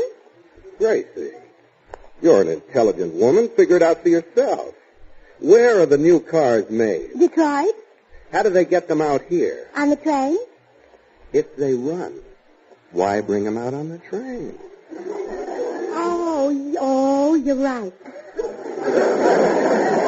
I never thought of that. My goodness, every time I wanted to go somewhere, I'd have to put it on the train. Exactly. It's hard enough to find parking space for a car, let alone a train. Sure. Now, there's no two ways about it, Gracie. They just don't build good cars anymore. In fact, the last really good car was made in 1918. 1918? There was a vintage year. They built 30 dependable cars. But where could I find an automobile that was made in 1918? That was 20 years ago.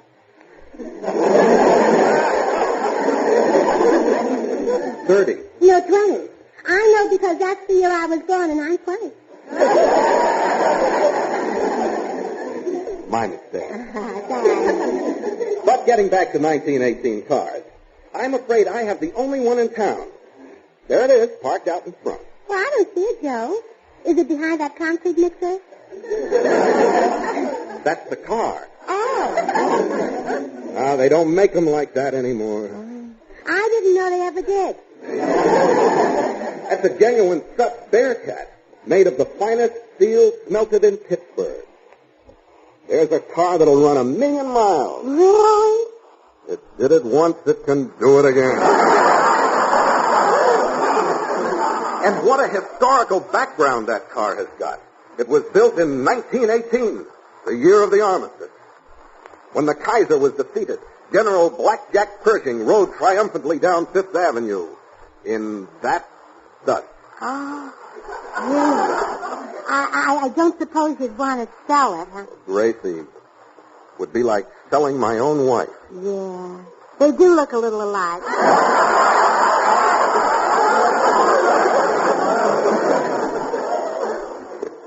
Darned if they don't. All right, Gracie, you can have it. Oh, thank you, Joe. You're making a great sacrifice. How much is it? You couldn't possibly pay what it's worth, so take it for nothing. Just give me $25 to transfer the ownership. Then I'll give you my white slip. Oh, no, the car's enough. I won't take your underwear. Excuse me, Mrs. Bird. Yes? Your new car won't be ready until tomorrow morning. We're removing the speedometer to make room for a mixmaster. Here's the priority, which will entitle you to the car when it's ready. I'll see you tomorrow. But Mr. Oh, dear. Oh. Will he be mad if I don't take the new car? Yes, he will. Gracie, I'll carry my sacrifice even further and buy it myself. Oh, Joe, you should. In friendship's name, I'll do it. I'm a skilled mechanic. I can probably make it run. Oh, George, I'll never forget you for this. Here's the priority for your car. Thank you. Here's the crank for yours.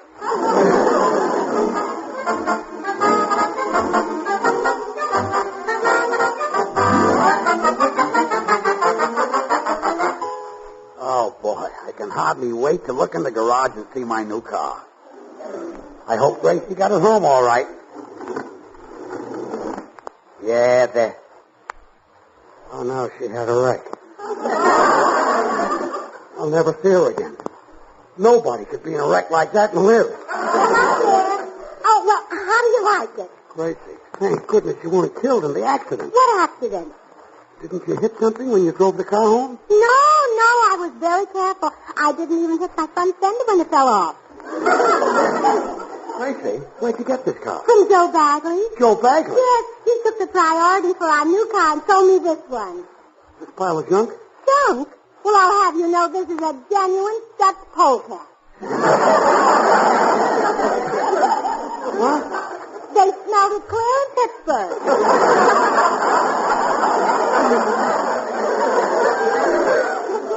I don't doubt it. And it has a historical background, too. In this car, General Pershing defeated Henry Kaiser in a game of blackjack. This is murder. Howdy, folks. Oh, hello, Mr. Judson. Hiya, Tex. I was passing by and seen you out here in the garage. Say, ma'am, where'd you get the old Raleigh? I met him in vaudeville.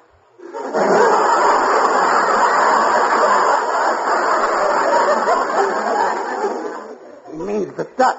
Yeah, I know, dear. I was just joking to cool you up. Well, I'm very happy. Mr. Judson, look at this car that Joe Bagley stole Gracie. Car? Why, it looks more like the covered wagon my great-grandpappy had when he founded the city of Dallas. He founded it? Yep. Who lost it? Who lost? I like your sense of humor, man.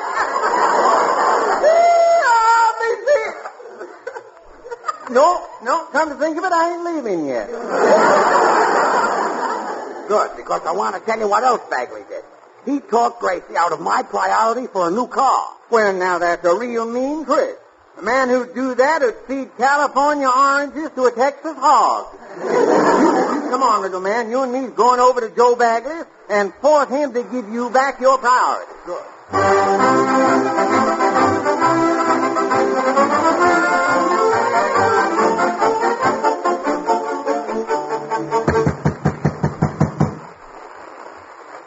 Oh, hello, George.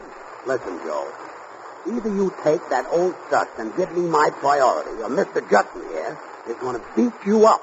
That's right, Bagley. Anyone who cheats the friend of a Texan is in for a licking. Texas.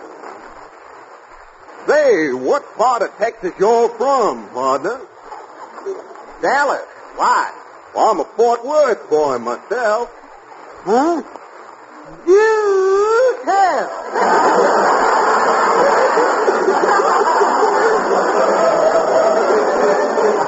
So you're a Texan. Why, sure. My pappy's got 7 oil wells. Oh, I'm awful sorry to hear your family's on wheelies. Now, wait a minute. Mr. Judson, you came over here to whip him. What did you say, Yankee? This man cheated me. Why, you falsifying little weasel. I'd skin you alive if I was sure that you was. If you were sure that it... Oh, I like your sense of humor, partner.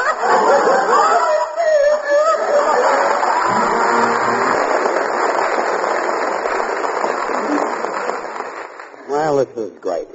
Bagley's going to get my new car, and I'm stuck with a 1918 Stutz bed. Oh, now, George, stop worrying. With a raccoon tail yet. I got you into this, and I'll get you out.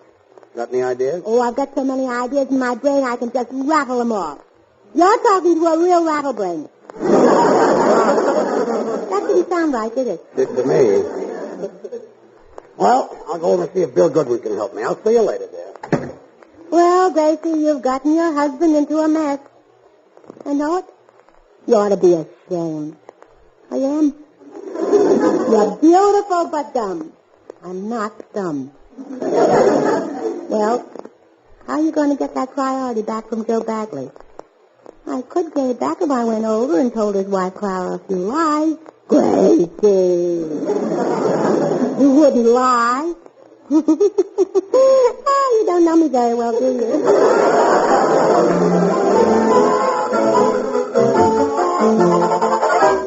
I'm glad you dropped by, Gracie. I want to thank you for giving Joe this priority for a new car. Oh, that's all right, Clara. Just give me half the bobby pins you find in it. Bobby pins? Mm-hmm. Gracie, are you insinuating that Joe might pick up girls? Oh, no. It's just the girls can't resist the new cars. Why, when one drives by, they all hop on it. They do? Sure, haven't you heard of a car hop? But Gracie... Oh, now, there's nothing to worry about, Clara. They're mostly young college girls around 18 and 19 with sweaters and short skirts. Oh, but Gracie, those college girl flirtations are harmless. Of course. Why, I was a college girl the first time Joe dated me. I remember we just got in his car and drove to the beach and... I'll kill him.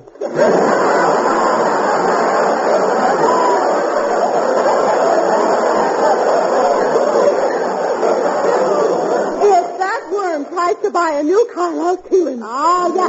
You're being smart, Clara. When a man gets a new car, his wife becomes a dash widow. Here, Gracie, you take the priority. Even in a new car, your husband is safe. And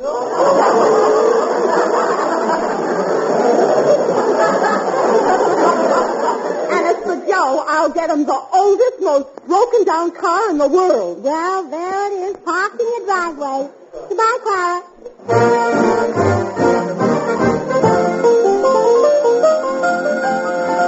Meantime, George has gone to seek help from his friend Bill Goodwin. We find him now in Bill's apartment.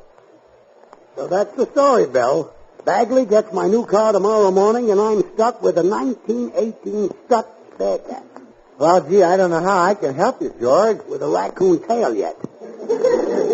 Well, I might buy the old Bearcat from you.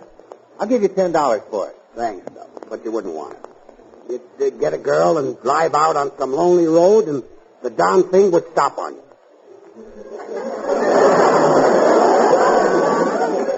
Give you $100 for it.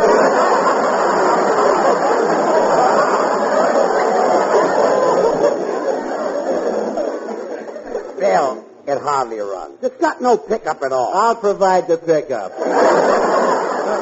It'll be loaded with dames in no time. I doubt it, Bill. Looks like a tin can. You know something better to fill with tomatoes? Oh, okay. Come on over to the house and you can have a look at it. Well, ring for the elevator while I grab my hat. Okay.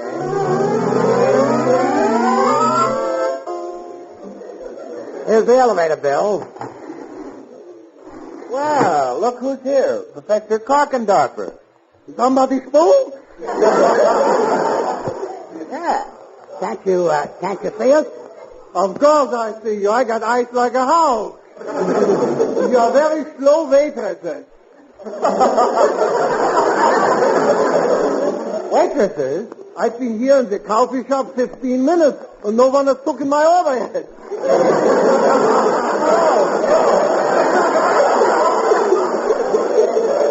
Why didn't they tell me that? I'm so hungry, my stomach keeps going up and down. Professor, this is the elevator. I'm Bill Goodwin, and this is my boss. Glad to meet you, Mrs. Goodwin.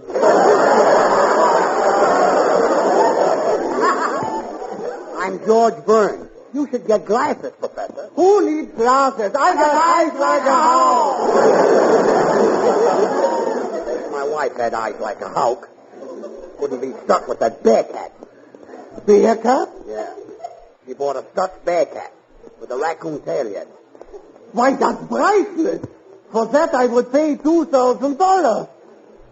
$2,000? Sure, to add to my collection. Oh, boy. This'll turn Joe Bagley green. Professor, I could kiss you. That'll turn him green. Come on, let's go home and get the Bearcat.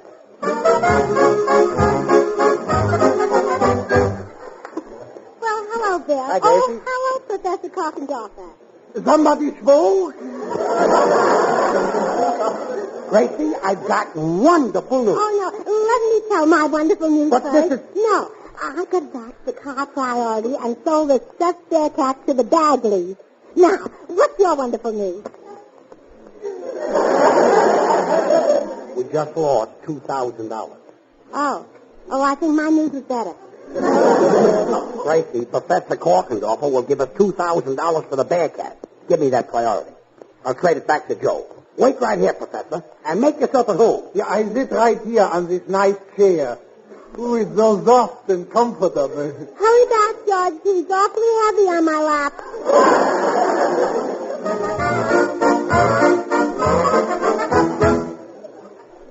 I've been waiting already an hour for your husband to bring the Bearcat. I can't wait no longer. Oh, please, Professor, don't go. Bill, give him another cup of Maxwell House coffee. Here you are, Professor. Steaming, fragrant Maxwell House. Isn't it wonderful? Oh, sure it's wonderful. But I have had already 16 cups. I love that Maxwell House coffee, but the donuts are very tough. Donuts? What donuts? The ones here on the table. Those are my napkin rings. No wonder they didn't dump so good. Well, we'll make up for the donuts. Gracie, put on the coffee pot. All right, and while I'm doing that, you can be making out the check for $2,000. No, maybe I better shouldn't. What if I write a check for $2,000 and he don't bring back the Bearcat? Well, you've still gotten your money's worth, Professor, but I come here to buy a stuffed bear cat. A stuffed bear cat? Sure, and it's got a raccoon tail yet. Somebody crossed a bear, a cat, and a raccoon. And then they stuffed it. For this weird creature, I pay $2,000. Oh, this is terrible. Oh, I hate to have George come home. Well, why, Gracie? If you pay $2,000 for a weird creature, have George stuff. Professor, there's been a terrible mistake. Well, I gave Joe the priority slip and got the bag. I had to push it 7 blocks. The darn thing died. It should die. They stuffed it while it was alive. Stuffed it? George, the professor only wanted a bear cat because he thought it was a stuffed animal. Oh, no. I've lost the priority in $2,000. Oh. Gracie, he's fainted. Bring me some ice and syrup of ammonia. Oh, well, that's fine. George is fainted and you want to mix yourself a drink. Take care of him, Bill. I've got things to do. I got him into this mess and I'll get him out.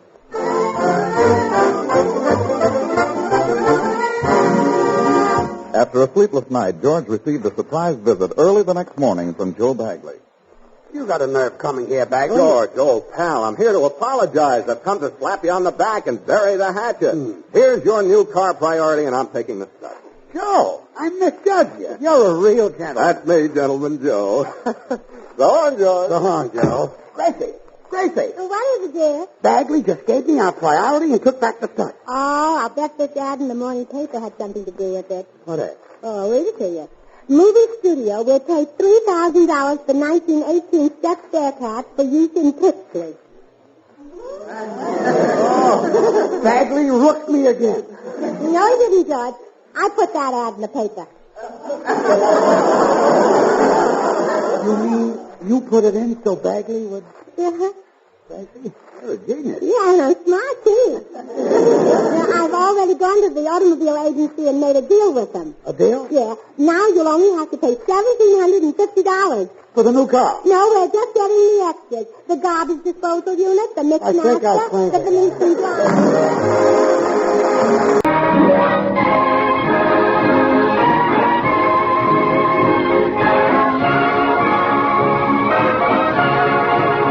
And now meet the people who live in the Burns house, George and Gracie.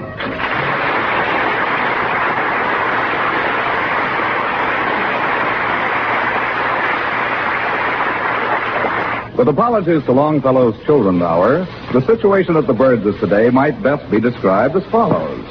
Between the 1st and the 15th, when the bills are beginning to tower, comes a pause in the month's occupation that is known as the Please Remit Hour.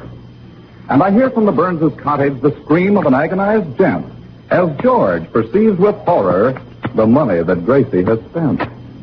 You bought another new nightgown? Yes, dear. But you don't need it. I told you to think twice before you bought anything. That's how I got the nightgown. Huh?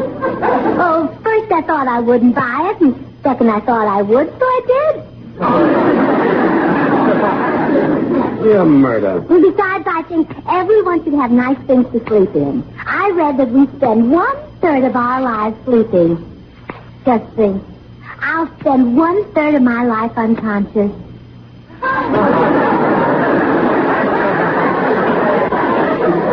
You've already used up your quota. I'll come to and I'll try to explain economy to you. You see, Gracie, when you spend money on a nightgown that you don't need, you encourage inflation. I do? Yes, you do.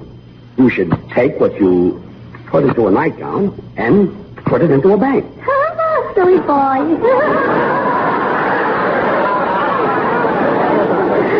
Well, let's get back to the bills. Now, you can economize if you worry about... Come in. Howdy, little lady. Hello, Mr. Dutcher. Howdy, little man. Hiya, Jay. Say, does your wife spend a lot of money on things like nightgowns? No, she don't, little man. You see, down home, folks just practically don't sleep none at all. Why not? Well, once you've seen Texas, you never want to close your eyes. Well, Gracie spends money like water. I wish I had $33 million like you got. Well, now, that's $34 million. Something happened? Yeah.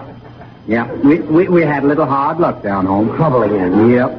The folks was playing a game of cards out in the backyard, and my wife was keeping score.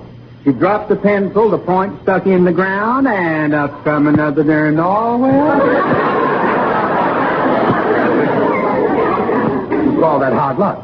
Got grease all over the six of clubs. Oh, that is tough. I wish I had just one of your oil wells. Well, now, little man, I'll just make you a proposition. My sister Judy is arriving from Texas today, and she's looking for a man. You mean a husband? Yes, ma'am. And if you was to find the husband she's looking for, I'd just up and give you oil well. You mean it? A Texas oil well? Yep. Well, that's nice of you, Mr. Judson, but I don't know what we'd do with it. We have so little closet space.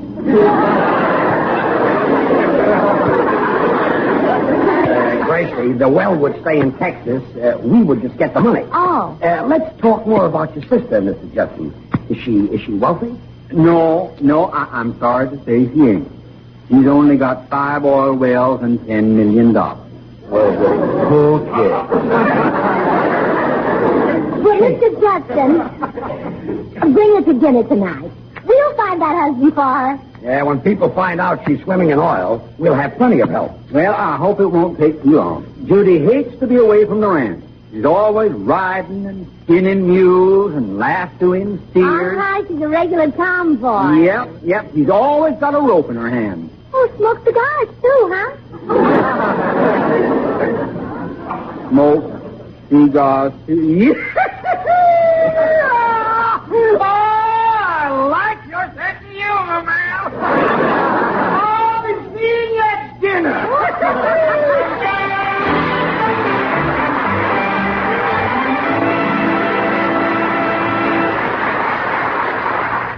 So, that's why I rushed right over to see you, Meredith. Do you think you'd like to marry Mr. Judson's sister? Well, I don't know, Gracie.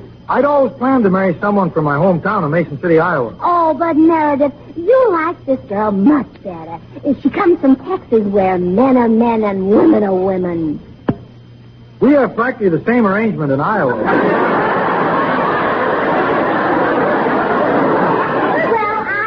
I mean she's the athletic outdoor ranch type girl. I can just see her featured in those smart cosmetic ads before your wedding. She's lovely. She's engaged. She spins mules. You do make her sound attractive. Yeah. Oh, she is. And she's swimming in oil. Really? Mm-hmm. I better have her dry cleaned before the ceremony. Yeah. If you don't, she'll be too slippery to carry over the threshold. Exactly. Well, now, Gracie, when can I meet Miss... Judy Judson. Be at our house for dinner at 6 o'clock. And Meredith, try to make a good impression on her. Very well. Instead of my regular dinner clothes, I'll wear white tie and cowboy boots. Oh, look, now, those Texans are very conservative, Meredith. You'd better wear more than that.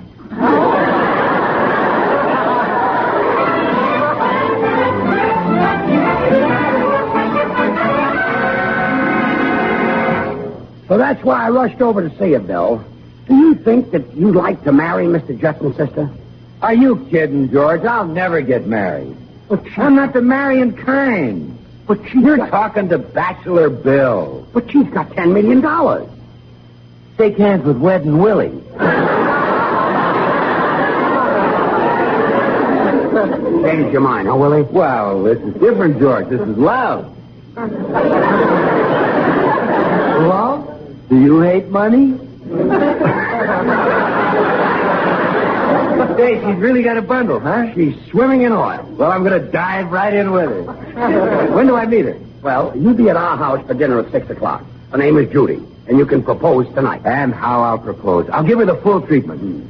Oh, Judy, darling, you're so beautiful. For the worst. I love your soft brown eyes. You'll go for that. Your warm red lips. Ah, now you're going. Your cool green money. See you at dinner, Bill.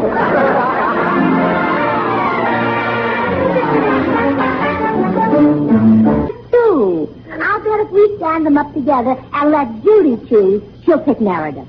Only if she says, eeny, meeny, miny, schmo.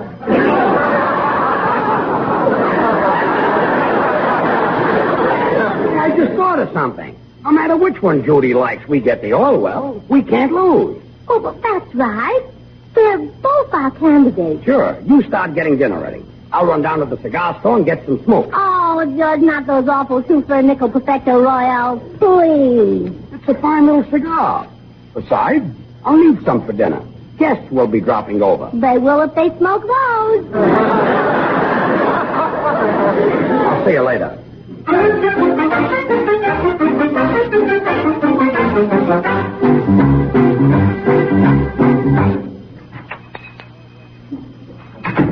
Hello, Pops. Afternoon, Mr. Burns. Hi, George. Joe Bagley. You live in this cigar store? No, I like to hang around and listen to Pops tell about the old days. Yeah, I was just telling Joe how I voted for Abraham Lincoln. Who did you vote for in that election, George?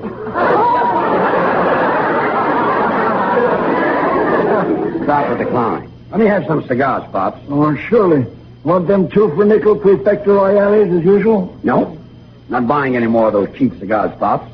From now on, I'll have plenty of cabbage. Oh, going to make your own cigar. I mean, I'll have plenty of money. Oh. Oh, yeah, that's what the cabbage meant. Well, if you're through buying these Perfecto Royales, I'll take them back to the storeroom. Don't want them smelling up the showcase. Excuse me. What's all this about you having plenty of money, George? Well, Joe, I've arranged a wedding. And when that wedding is over, I'm going to retire and never do another lick of work. That's what you did after your last wedding. It's not my wedding. You see, Mr. Judson's kid sister is coming up here to find a husband.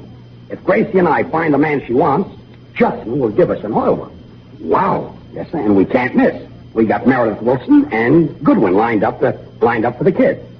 Yeah, say, Joe, would you like to come to dinner tonight to see which one she chooses? Well, let me call and see if I can make it. Excuse me, I'll step into the phone booth. Okay, sure.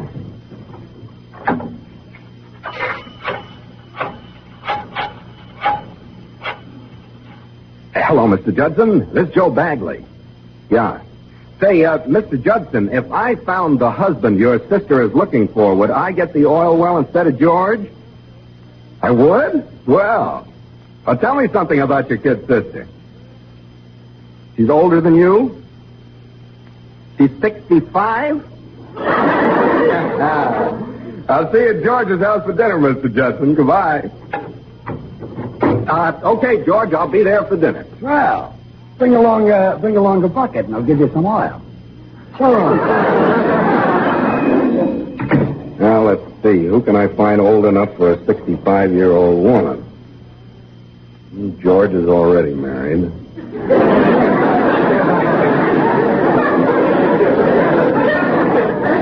There must be someone else. Talking to yourself, Joe? Pop! Joe, man. How would you like to go to dinner with me tonight and meet a lovely lady, 65 years old? Joe, you know I don't like to rob the cradle. No, but Pop, you'll love her. She's from Texas. In that case, we'll go. I like them Texas women. That's well. But Joe, remember, she's a Southerner. Don't you tell her I voted for Mr. Lincoln. It's a deal. Oh, isn't it wonderful, George? After tonight, you have an oil well. Your Judson's sister is bound to marry one of my candidates, either Meredith or Bill. Just think, we're rich. Now I can afford that lovely hat I saw yesterday. You saw a lovely hat and didn't get it? Well, sure, I got it, but now I can afford it. Oh, buy anything you want, honey. We're loaded now. Have you got the dinner all planned? Mm-hmm. Oh, but help me arrange the seating. Now, I thought that I'd put Mr. Judson at the head of the table. Good. Then put Bill Goodwin on his right hand and Meredith Wilson on his left. What'll the poor man eat with? His story. And, honey, seat Joe Bagley across the table from me tonight. I want to see the look on his face when Judson gives me that oil well.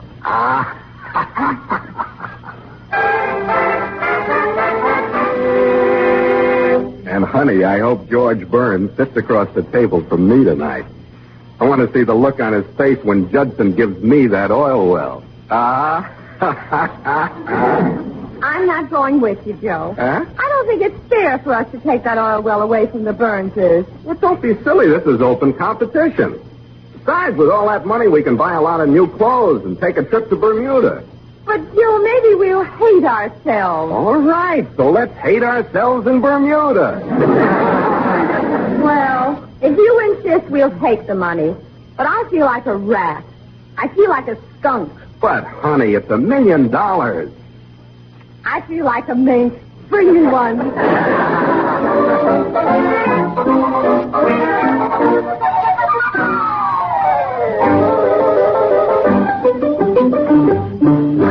Well, I'm glad you got here first, Meredith. You can have a little talk about your forthcoming marriage.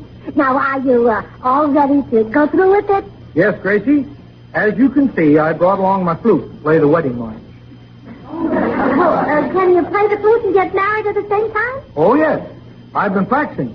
Listen. I do. See? I played Matroth without missing a beat. Oh, Meredith, Patrilla will be proud of you. Thank you. Now, I'll tell you how to make a good impression on Miss Judson. Proceed. I am a god. Well, now, naturally, she's proud of being from the panhandle of Texas. So when she walks in the door, you say, Miss Judson, you sure do look like a panhandler. Sounds like an excellent suggestion. And we want to give the wedding a Texas flavor, so after the ceremony, close your eyes. What for? Well, instead of throwing rice at you, I'm going to squirt you with an oil can. I will be prepared.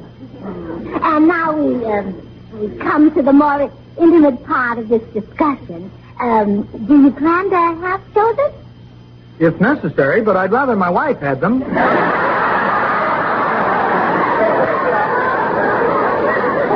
down, Meredith. This is going to take longer than I thought.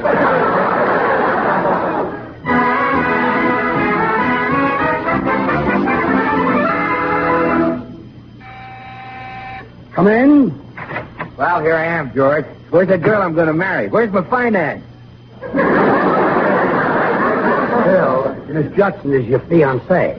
With $10 million, she's my finance. Of course it'll come out even, George. When she gets me, she'll get $10 million worth of charm and personality. I'm glad you're marrying for money, Bill. You're married for love, you'd be your own bride. Hey, that's not bad for a straight man. That's a prize on the comic. Well, that is... Maybe that's Judy now. Come in. Hello, George. Oh, hello, Joe. Why, it's Pop. I hope I ain't butting in, Mr. Brown. Not at all, Pop. Oh, I'm out to get that oil well, too, George, so I brought Pops along for Mr. Judson's sister. Pops is going to compete with me? Are you kidding, Bagley? Now look at me. I'm everything a girl could want. I'm tall, I'm handsome, I'm talented, I'm modest. I'm young. But Judy Judson is 65. I'm leaving? Bill Wench, you can't leave. You're my candidate. Just call me Eisenhower. I'm not running.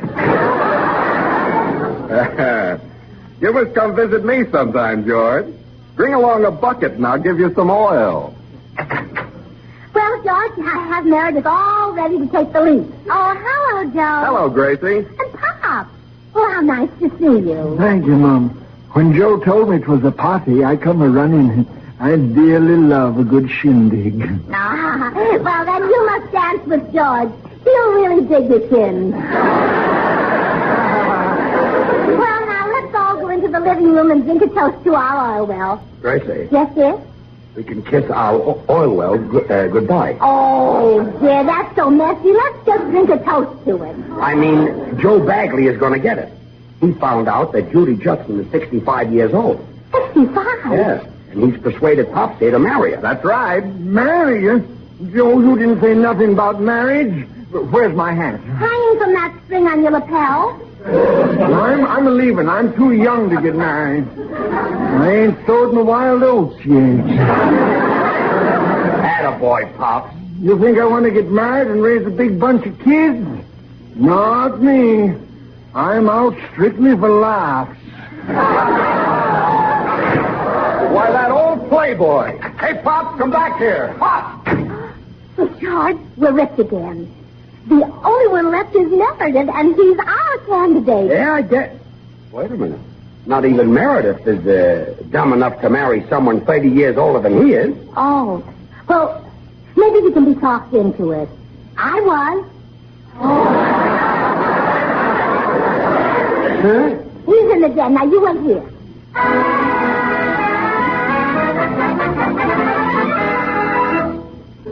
20? Just a teeny bit older.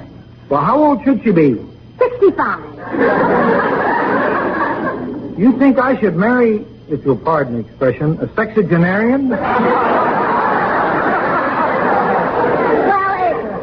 It doesn't matter how she votes as long as she's 65. Well, I meant that 65 seems a bit elderly for my blushing bride. I'm afraid we won't have the same interest. By the time I'm 70, she'll be 100. By the time I'm 100, she'll be 130. Well, and then you'll have the same interest. That's true. But what about now? Oh, an old wife has lots of advantages now, too. Now, look, do you like walnuts? Oh, yes, I'm quite fond of them. Well, you could crack them under your wife's rocking chair. By Jove, that's right. And age removes those little jealous doubts. Now, if the young wife panted at a Charles Boyer movie, you'd think that she preferred Boyer to you. But if a 65-year-old wife panted? You'd know it was asthma. Those are convincing arguments, all right. But, Gracie, I've always thought I'd like to marry someone like you. Oh, why should I, son? Gracie, you mean... I'll be 73 come June. Really? Yeah, but don't tell George you think I'm 16. Well, I had no idea age could be so attractive.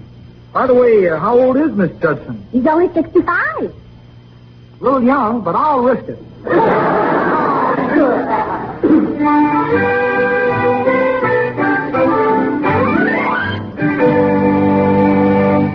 Well, here's Mr. Judson and a sister. Now, don't be nervous, Meredith. Come in. Howdy, folks. Hello, Mr. Judson. I want you all to meet my sister, Judy. Howdy, folks. Hello, Miss Judy. Oh, come in and sit down, Judy. You must be awfully tired after that long trip from Texas. No, I ain't tired, ma'am, but the horse I rode is plumb tuckered out. You rode all the way up here on a horse? Yep. Mama didn't want me to. I took the horse she rides when she punches cattle. Your mother punches cattle? Why, sure. Oh, I hope she wears boxing gloves. You hope she wears... Oh, that's your sense of humor, man. Oh, thank you. All right, Meredith, propose to Judy. Very well. Miss Judy, I have a proposal to make to you. Get up off your knees, partner. I don't shoot craps with strangers. Oh, now, don't be so unfriendly, Judy. Save the man. Meredith is on his knees to propose marriage to Judy. Married? He can't get married. She's already got a husband. What? But you promised us to know well if we found a husband for her. Why, sure, the husband that run to California 20 years ago. He's up here looking for him. Oh. Well, Well, now, if this ain't the crap-shootingest bunch of men. Now that old one's down on the floor. He doesn't want to shoot crap. He just fainted. Yeah, he's dead to the world. Well, maybe it's just as well. Now we won't hear that I've already bought a dozen new dresses and a fur coat. What? I thought that would bring you to.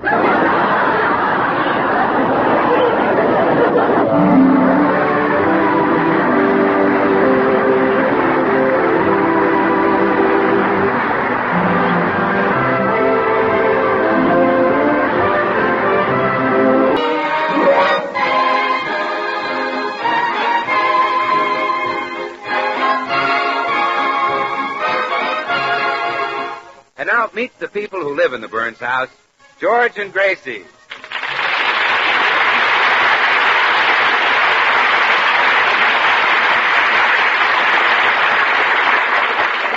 It seems that every housewife has a weakness. Now, some just can't make good biscuits. Others can't iron their husband's shirts properly. But Gracie has the worst weakness of all. She can't say no to a house-to-house salesman. Whatever he has to sell, Gracie will buy it. Now, a typical day after George has gone to the office runs something like this. First comes a magazine salesman. Yes? How do you do, madam? Is your husband a sport lover? Well, yes and no. He's a pretty good sport, but he's not much of a... Madam.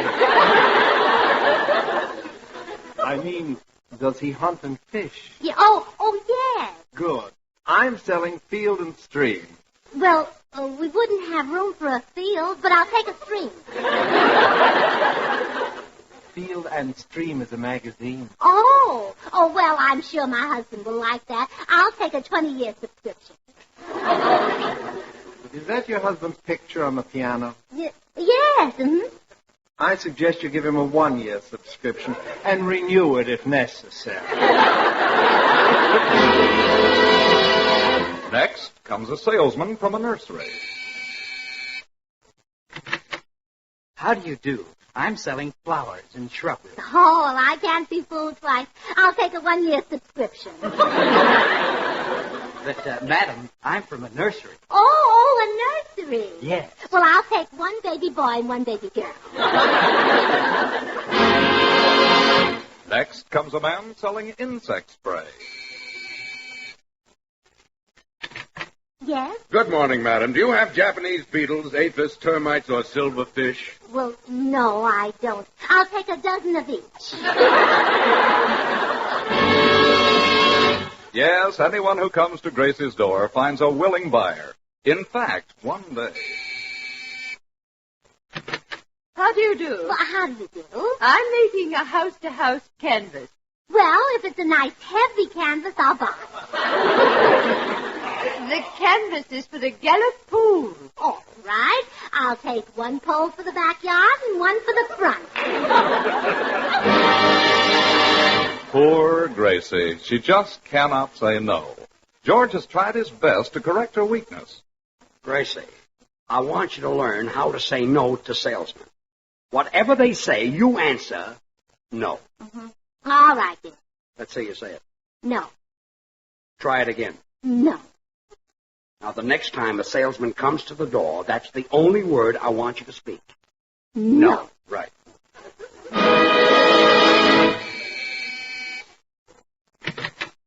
Good day, madam. Have you a concert grand piano? No. Would one be too expensive for you? No. Do you think your husband would object if you bought one? No. Well, splendid. I see you're both music lovers. Would one piano be enough? No. Ah, you'll take one apiece. Excellent. Will tomorrow be soon enough for delivery? No. This afternoon, then. Would you like the easy credit terms? No. That'll be COD $4,000. Good day. George managed to cancel the piano order, but as we look in at the Burns home now, we find him lamenting the stockpile of other merchandise which Gracie has accumulated over the years. Look at our spare room. It's over half full of junk you bought. You must have a fortune in these worthless books alone. What are those? Oh, that's a very valuable set. The Life of Madman Munson, 15 volumes. No home should be without that.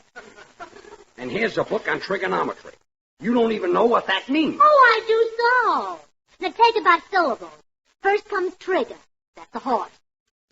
Then comes nom. That's French for name. And last, a tree. You know what that is. So trigonometry is a book about a French horse up a tree.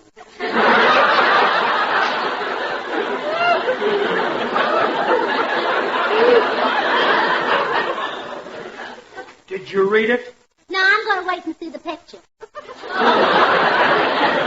Yes, it ought to be great. Crosby and Hope in the road to trigonometry. What is all this other stuff you bought? Well, that's a rubber soap poker. Rubber poker. Uh-huh. If you make a mistake, you can erase it. And that's a gadget that sharpens pencils underwater. While I'm down there, I'll say hello to Esther Williams. Yes.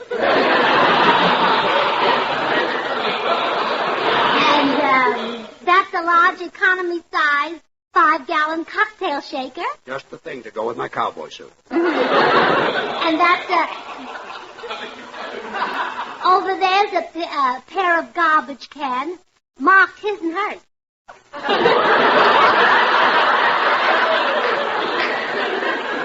And that's enough. I don't want to hear any more. George, I don't think you're happy with me. Love you, honey, but this buying craze is like a disease with you.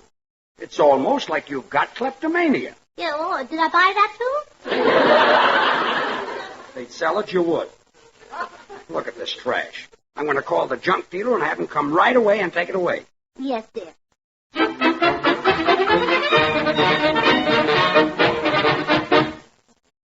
Well, the junk man was here, George, and I made a wonderful deal with him. Good. How much money? $34. Only $34? Well, wasn't that a bargain? And I bought everything but his horse and wagon. I give up. I'm going to the cigar store.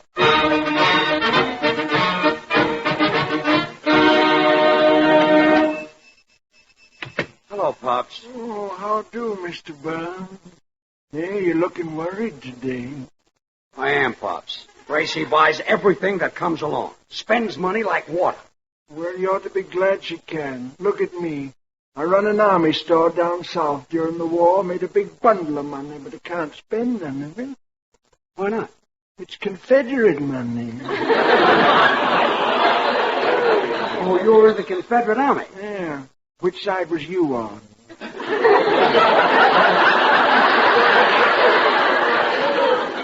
I was 4F. Let me have a couple of my favorite cigars. Yeah. Here you be, 2 Perfecto Royales. That'll be nickel. Yeah, Pops, I gotta find some way to keep salesmen away from my house. If smoking them cigars won't do it, nothing will. Here, wait a minute. I got an idea. A friend of mine works for the Board of Health. Now, suppose he has a policeman tack a quarantine sign on your door. Yeah, quarantine sign on my door. Yeah, that'll keep them away. Sure. Now, you wait on my customers. I'll go back to the stock room and telephone the Board of Health. Excuse me, won't take long. Those salesmen think we're quarantined. They won't... Hello, Pops. Say, you're looking older than usual today. You recognize me, Joe Bagley. Oh, it's you, George. Yes. Well, you don't look so good either. You wouldn't either if you were married to Gracie. She can't say no to a salesman. Our spare room is completely filled with junk that she bought. You're a lucky guy. Lucky? Sure. Our spare room is empty, so what happens? My mother-in-law is coming to visit us. The old moose. Joe. What's the matter? Wouldn't you call your mother-in-law that? Certainly not. The old moose would kill me. Hey, Joe. Joe, you just made me realize how valuable that stuff is. As long as our spare room is full, Gracie's mother can't visit us. Yeah. Wish I had it. Oh, lucky me. Now I can go to the office and do some work. So long, Joe. Happy mother-in-law.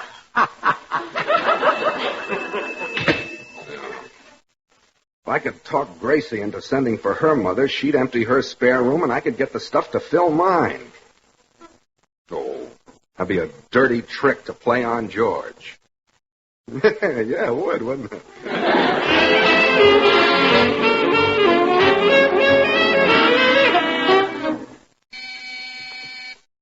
Oh, I hope Gracie goes for this. A sofa cushion with mother on it's a pretty corny thing to be selling.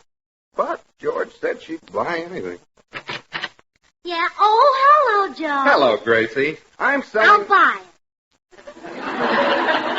What are you selling? a sofa cushion with mother on it. Oh, wonderful. I thought Mother was in San Francisco.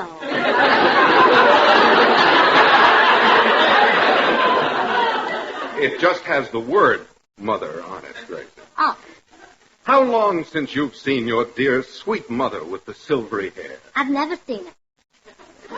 What? Silver is one color. She never dyed it. Oh, but think of her, Gracie. What would it mean to you to see your mother coming up the walk right now? A tiny, frail little wisp of a woman. It would mean she lost about 150 pounds. Your mother pines to see you, Gracie. There's nothing stronger than mother love. Whose hand rocked your cradle through the night? Your mother's. True. True. And when you cried, it was your mother who looked into your crib and said, "What is it, baby?" Oh, Mama was so good to me. And she longs to comfort you again. She's worried about you. She wonders if her darling child is well. Oh, I've been so thoughtless. She lies awake, tears streaming down her furrowed face. She calls out into the night, "Gracie, my baby, how are you?" I'm all right, Mama. How are you?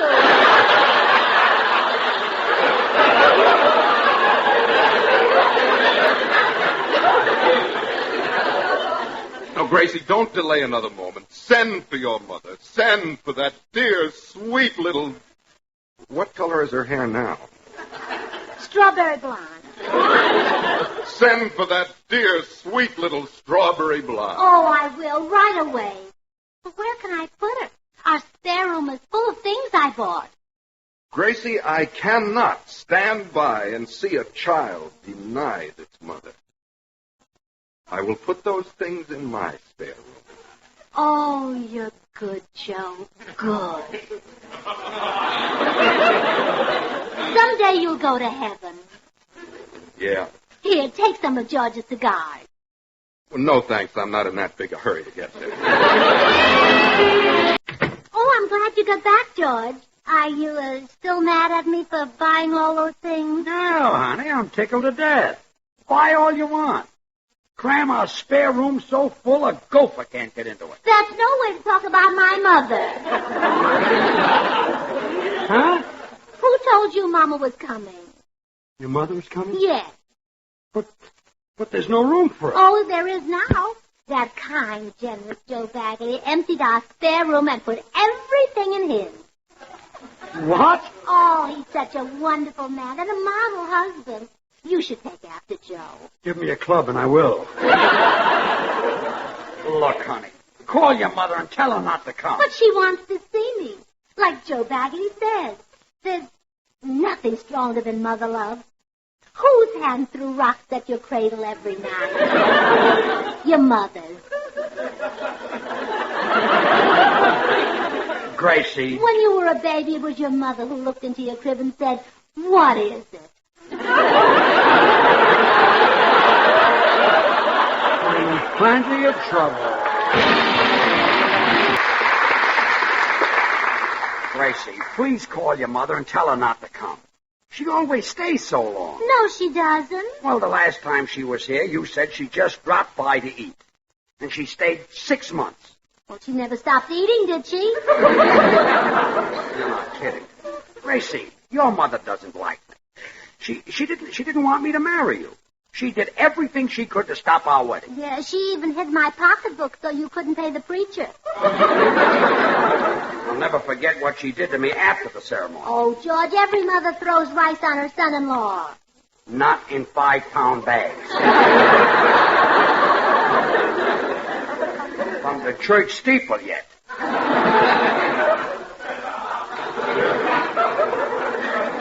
And then she tied my old shoes to the back of the car to be dragged through the streets. But that's the custom after a wedding. I was still wearing them. Oh, Mama was just having fun. You know her Irish sense of humor. Yeah, she's a cute kid. Tell you, Gracie, your mother never did approve of me. She wanted you to marry Joe Muldoon. If she comes here, I'll see who's at the door. Excuse me. Hope it's someone who can help me out of this mess. Hello, all. Meredith, you can be a lifesaver. Very well. What flavor? I love masquerade parties. That's not what I meant. I'll give you $10 if you'll help me keep Gracie's mother away. I'll do it, George. I need the money. I had to pay rather a stiff fine today for playing a flute and a clarinet at the same time.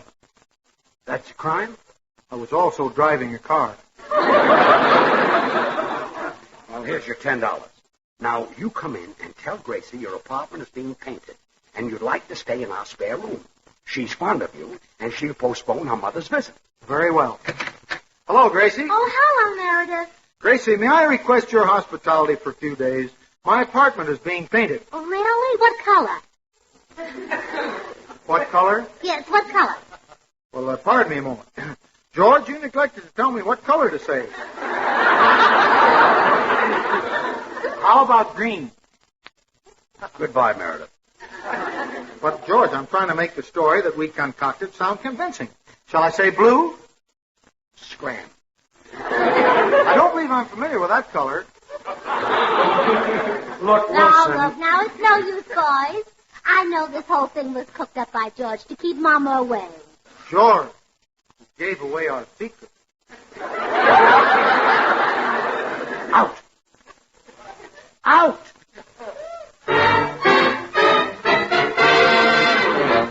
If anyone can help me out of this mess, Bill Goodwin can. I hope he's in his apartment. Come in, honey. Oh, it's you. Yes, dear. I was just having a chat with Professor Clarkendorfer here. You know the professor. Oh, sure. Hello, Professor Clarkendorfer. Somebody spoke?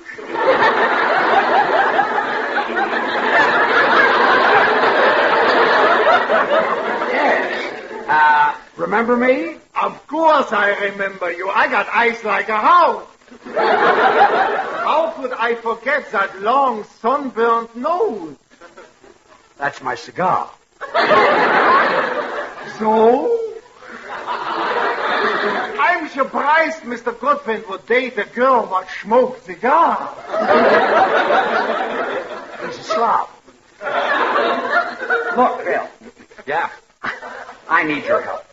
Unless you and I can stop her. Gracie's mother is coming to stay with us. Oh, a battle act, huh? Well, no. It's not that she's such a bad old girl, but she just despises me.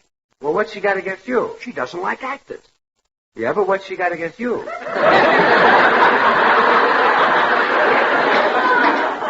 You want to help me or not? Oh, sure, George. I'll go over and talk Gracie into canceling her mother's visit. Let's go.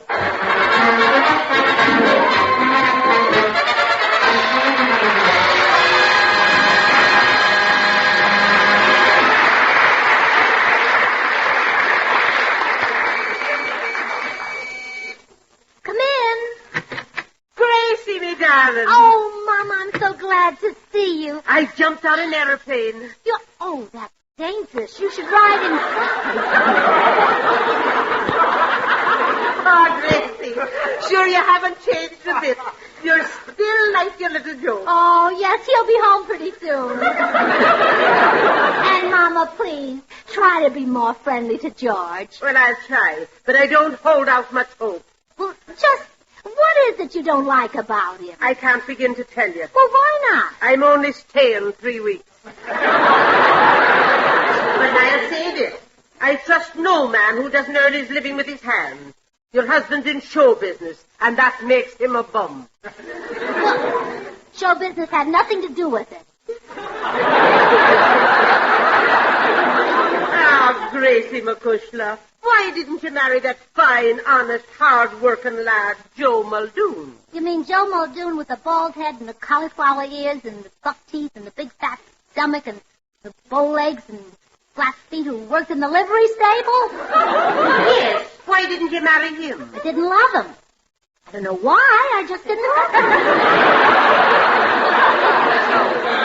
You have to go and marry George Burns. And he's a fine man, too, Mama. They don't make him like George anymore. Saints be praised. Where is the little blatherskite? Why isn't he here to greet his loving mother-in-law? Well, he must be around the neighborhood somewhere, Mama. I'll go see if I can find him. Now, you make yourself comfortable in the spare room.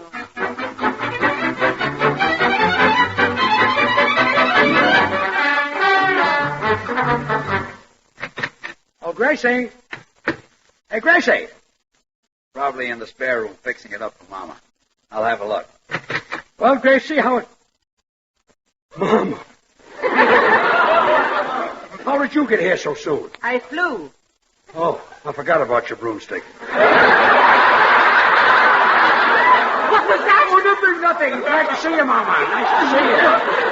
How are you, Mama? Don't you Mama me. Why aren't you here to greet me? Well, I didn't know that... Poor little Gracie's out looking for you. Where have you been? Out loafing, I suppose. Playing pool and gambling. I wasn't Well, don't stand there.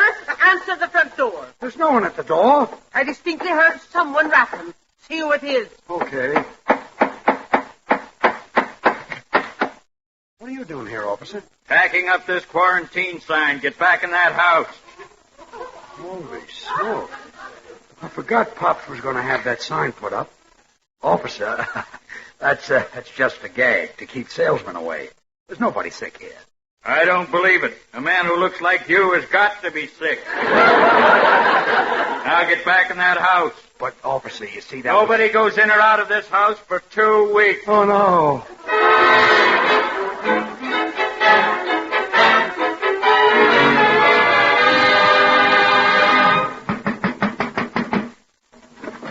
Hello, dear. I came to the window to talk to you because the man from the Board of Health wouldn't let me in the house. How did you get chicken pox? You haven't eaten chicken for weeks. Gracie, Goodbye, dear. Wait a minute. Where will you spend the next 2 weeks? Oh, don't worry about me. I'll stay in the basement. Here? No, at the May Company. They're having a big sale. Gracie, wait. Don't leave me with the slave driver. George! Coming, Mother.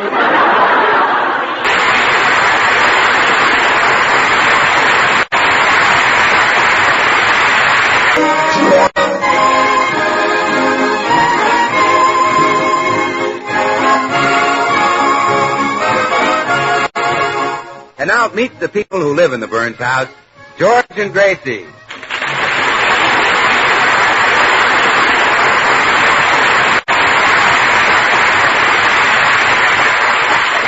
Well, last week, Gracie's mother arrived at the Burns house for an extended visit, and she's made it very clear that she doesn't approve of her son-in-law being in show business.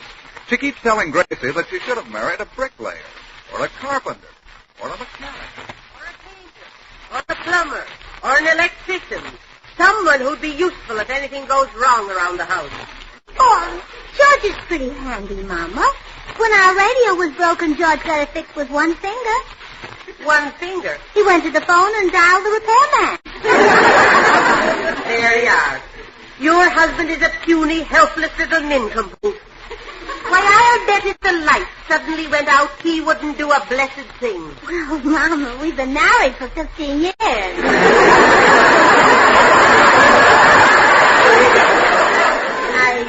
I mean he wouldn't know how to fix them.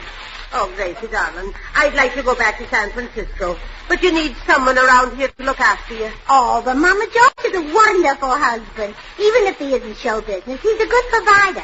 I don't believe it. How can he earn a living on the radio? Oh, he makes people laugh. But on the radio, who can see his face? They don't have to see him, Mama. He's a fine comedian. Well, George is... Hello. Oh, hello, dear. Well, where have you been? Have you been out shooting pool and gambling? Of course you have. Where else would you be? How much did you lose? Everything you had, of course. I was And now you're home to borrow money from me. I thought it was. Well, now, No, you're getting the money from me. You're not getting it from me unless you steal it. Would you stoop to that? I wouldn't. Oh, you would you? Gracie, are you going to stand by and see your husband steal my money? I have no George, idea. give Mama back her money.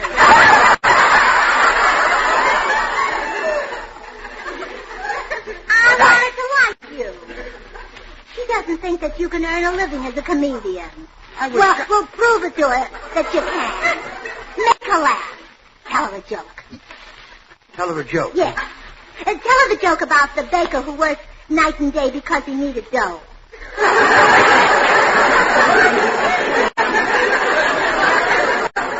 Tell it.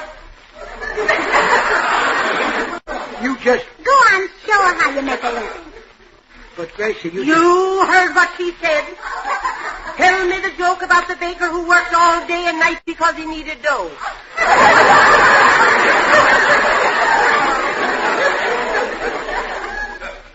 A baker worked day and night because he needed dough. He must have a sideline.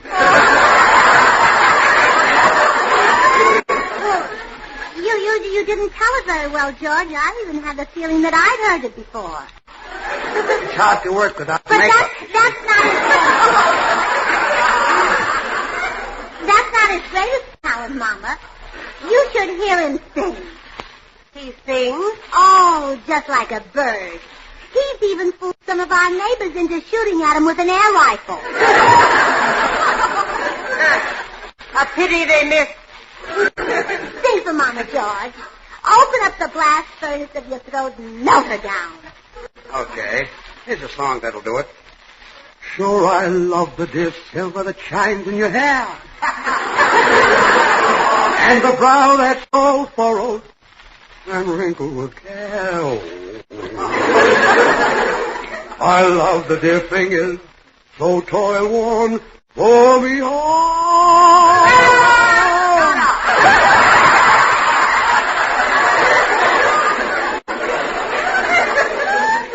Joe Bagley who got me into this. I think I'll go pay him a little visit. He'll have to be mighty handy around the house before I learn to like that little snook.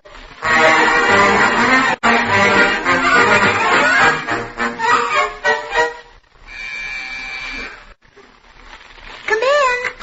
Hi, Gracie. Oh, hello, Bill. George here? No, he's gone over to see Joe Bagley. Hey, Bill, you think you could teach George to be handy around the house? Oh, the little man's not so good, huh? Oh, Bill, he's dreadful. Last week he tried to repair the vacuum cleaner in the refrigerator. What happened? Well, when he put them back together, the vacuum cleaner bag filled up with ice cubes. And every time I opened the refrigerator, George sucked me in. Well, maybe I can help, George. I'm awfully handy at tinkering with gadgets. Really? Oh, they call me the biggest tinkerer in the neighborhood.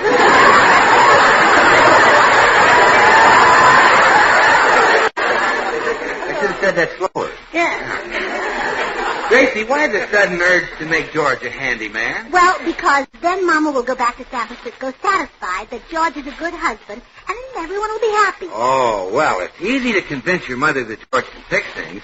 Now, I'll just slip down in the basement and loosen a fuse and shut off the water valve. Then when your mother says the lights and water don't work, George goes down in the basement, and with a simple twist of the wrist, he's a hero. Oh, you think he can fix them? Well, all he has to do is screw in a fuse and turn on a valve. A moron can do that. Oh, well, then I'm sure George can handle it. I'll go right down to the basement and turn him off.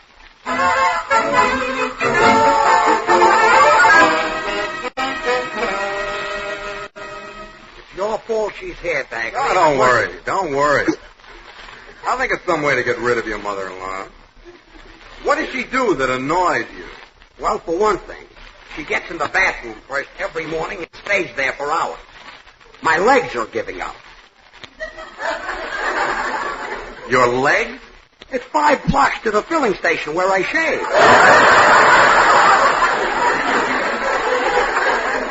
Well, at least they clean your glasses for you. What was that?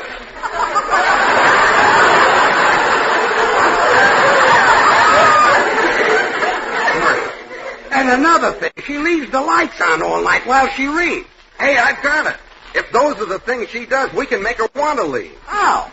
By lousing up your wiring and plumbing so there'll be no lights and water. Joe, you're a genius. I know. So I'll get Clara to invite Gracie and her mother here for tea. Then we'll sneak down your basement and rip out all the wires and pipes. Rip them out. But I won't be able to fix them again. After the old girl leaves, call a repairman. Well, okay. I'll meet you down at my basement. So long. Yeah.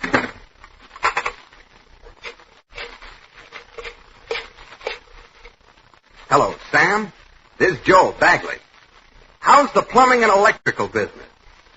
Good. Say, do I still get a 10% commission on jobs I find for you? That's swell. Yeah, I'm lining one up that ought to run about $500.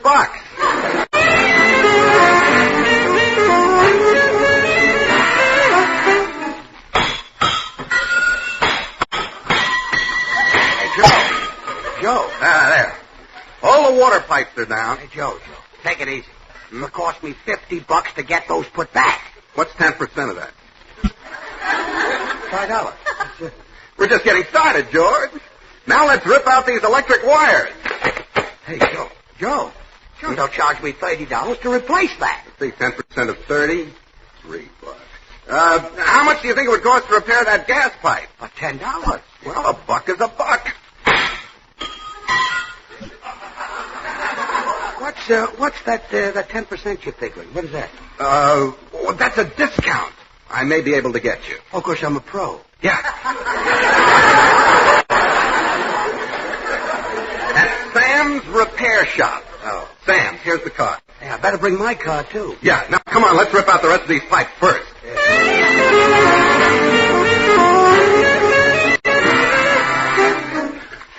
George, Mother has some news for you. She may be heading back to San Francisco tonight. That's right. Oh, it worked already, huh? Oh, boy. I've only been staying here because I didn't think you were capable of looking after my daughter properly. But now the lights and water and gas have all gone on the blink. You don't say. Yes, I do. And now, here's my proposition. If you can prove to me that you're a handyman by fixing everything, I'll pack up and go home. I have to... Oh, no. No! Oh, see how anxious he is to get started, Mama? He can't even wait for a hammer. He's beating on the sink with his head. And it's not doing the sink any good. Oh, well, don't worry about a thing, Mama. George will go right down to the basement and fix everything. But, honey... Come along, dear. Gracie, I can't fix this stuff. Look at this basement. Gas and water pipes all over the floor. Wires ripped out off the wall. And the hot water heater disconnected. Oh, boy. When Bill Goodwin turns off a valve, he really turns it. Huh? It looks like he chased a girl through here. Bill Goodwin? Yes, he turned off the water and lights so you could turn them on and be a hero for Mama. In the meantime, Joe Bagley and... Oh, well. There's no use crying over spilled milk. Oh, did you knock that over, too? I'll never get this plumbing fixed. Oh, but you've got to. Then Mama will like you. You'll be a plumber and she'll be your friend. Yeah. But I don't know a gas pipe from a water pipe. And the electrical wiring is down, too. Well, I'll help you, dear. Remember, it's the only way you can get Mama to go home. Well, okay. You stand there by the main electric switch, ready to throw it when I tell you. Mm-hmm. I'll fix this if it's the last thing I do. Ah, boy. Well, now, let's see. I'll pick up this electric wire. Oh! Oh! Oh! Oh, I like you when you look so determined. Sparks shooting from your eyes, and your ears, and your nose. Gracie, throw the switch. Throw the switch. Yes, dear. Well, hurry up. Turn it off. Well, I can't. I don't know where I threw it. Mama, you'll be so proud of George. He fixed the gas pipes and the water pipes and the electric wires just like a professional repairman. That's right. And now that you're satisfied, I'm a good husband. I guess you'll be heading back home. I'll be sorry to see you go. Not so fast. Let's see if things are really fixed. Turn on that water faucet, Gracie. All right. Gas! There's gas coming out of the water faucet. It's impossible. Turn on the gas stove. All right. Oh, no. I thought so. A handy man, is he? And the gas stove's squirting water. Well, Mother, it's not so bad. When you want to take a nice hot shower, just crawl in the oven. Sure. And I suppose when I'm thirsty, I just turn on the faucet and take gas. That's an idea. What was that? Nothing, just a slip of the tongue. Well, it'll be a novelty when you turn on the faucet to wash vegetables. It'll be the first time people ever gave rabbits a scare. Wait right here. I'll go down to the basement and make a few changes.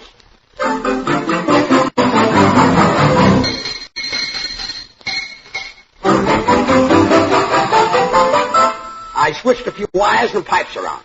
Turn on the gas now. All right. What happened? The lights went on in the living room. I'll turn on the water faucet.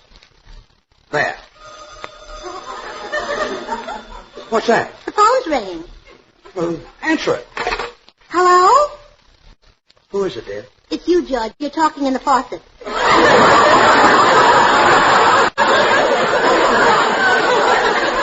Well, I give up. It's about time. And go see who that is standing at your front door. I didn't hear the door buzzer. Well, neither did I. I'll go with you, dear. Excuse us, Mother. Howdy, little lady. Oh, hello, Mr. Judson. Howdy, little man. Hi, Tex. Say, I'm afraid I'm a mite damp. I pushed your door buzzer and the lawn sprinklers went on.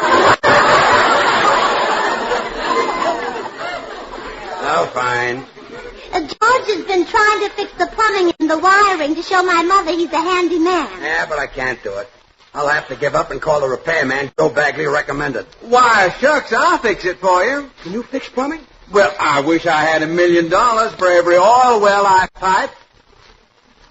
Come to think of it, I have. See, George, I've got a wonderful idea. If Mr. Judson can slip down to the basement without Mother seeing him, we can tell her that you fixed everything. Yeah. Then she'll go home. Well, now, I'd regret not meeting your mother, little lady. I bet she's as pretty as a movie star. She's got the looks and build of a Texas steer. Prettier than a movie star. Yeah, she's a doll. Well, come on, Mr. Judson. We'll slip in the basement window. Now, Gracie, don't let your mother come down the basement. If she sees Judson, I'm finished. Oh, don't worry. I'll keep Mom in the kitchen. Good luck, Mr. Judson. Hope you can lift those pipes. They're awfully heavy. Well, now, don't you worry. I can lift them with one little jerk. He'll help you, but don't call him that.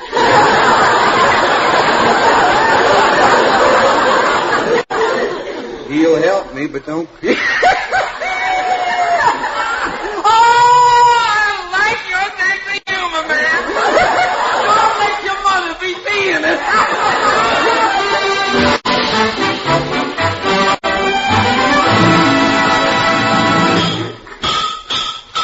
What's that?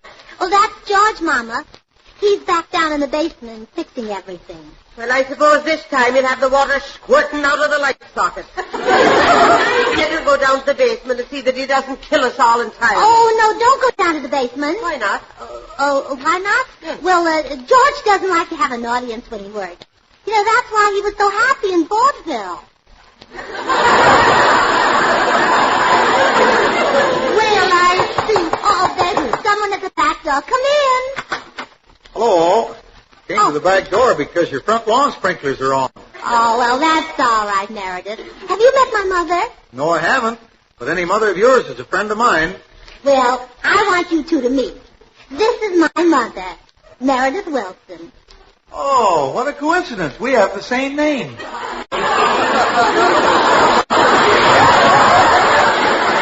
Well, I don't have to stand here and listen to this simpleton. I'll go down the basement and see how the other one's doing. Oh, no, Mother. We'll send this one down. I shall be happy to descend to the basement and observe the progress of the other one. Pleased to have met you, Gracie's mother. I'm glad it's over, too.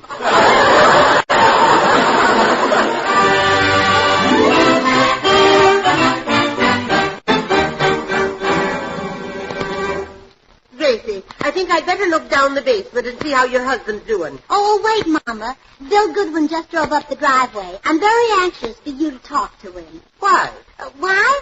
Well, he's Irish like you are. He's the son of old Aaron? Yeah, that's his father, old Aaron Goodwin.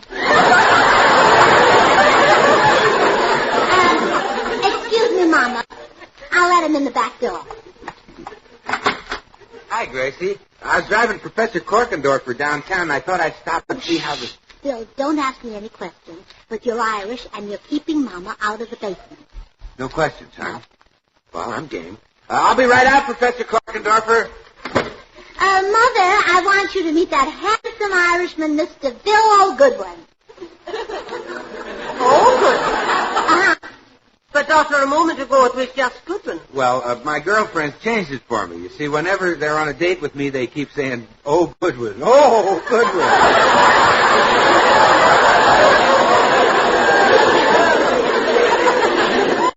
Tell me now, what part of the outside is your favorite? Griffith Park. This man doesn't sound like an Irishman to me. I'm going down to the basement to watch my stupid son-in-law. Faith now, Mrs. Allen, sure you're not to be going down a dark and dirty basement and depriving me the company of a colleen as young and pretty as yourself, Miss Jabbers.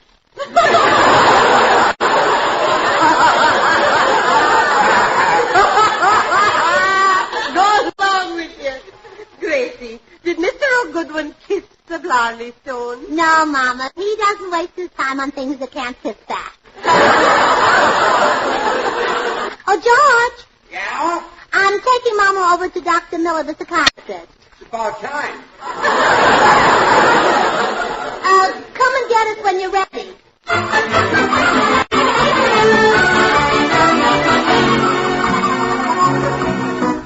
Well, job's all done, little man. Your plumbing and wiring is all TX.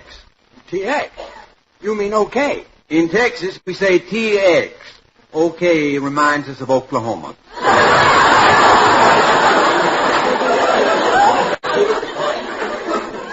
Where's Meredith? Well, to keep him out of the way, I told him to sit in the corner and smell that water pipe to see if there was any gas coming out. Oh. Well, thanks a million, Mr. Judson. I'd offer to pay her, but all I've got with me is cash. All you've got is cash. Oh, I despise your sense of humor, little man. I'll be seeing you. Come on, Meredith. Let's get Gracie and her mother. Oh, no, George. A leak might still occur in this pipe. I shall stay by my post and smell.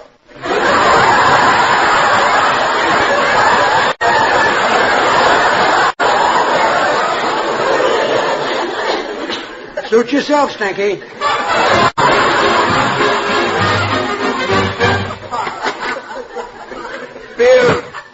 Bill, are you still in the house here? Here is Professor Korkendorfer. I'm tired of waiting in the automobile. Hello? Speak up, somebody. I'm down here, Professor. Somebody spoke?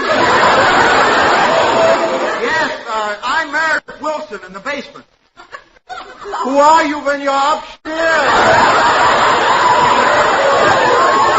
I'm still Meredith Wilson. Why don't you come down and join me? You're standing right at the head of the steps. You don't gotta tell me where's the steps. I got eyes like a hound. Here I go.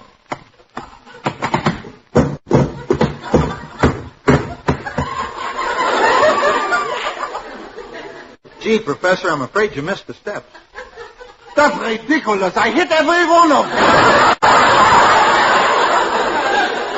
What are you doing here? I'm smelling this water pipe to see if gas comes out. Gas out of a water pipe? Something is wrong with the plumbing here. While I'm waiting for my friend Bill Goodwin, I'm going to fix it. But, Professor, I think everything is fixed. I gotta have a look-see once. I got ice like a house. Aha! Here is the trouble with the plumping. They got soft pipes. Professor, you're holding my leg. So? How could you have such skinny legs and such a big stomach? No. That's the hot water heater. Anyhow, I'm gonna fix the whole works. Now first I clear away these spider webs. Professor, those spider webs were electric wires. Smart spiders. Now they kill the flies by electrocution. Well, I got no time for bugs. I get busy now and fix the plumbing.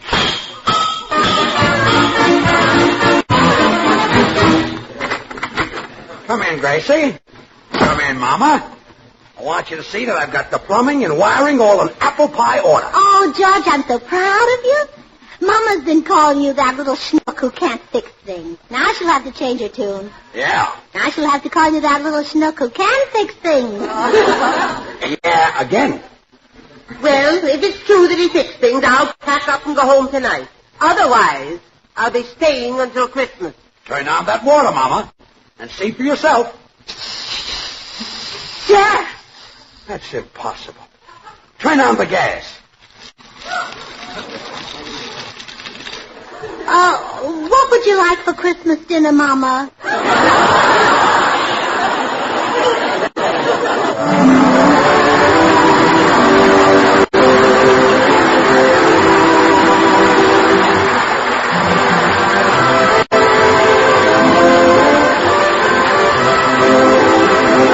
Yes, it's Maxwell House Coffee Time, starring George Burns and Gracie Allen.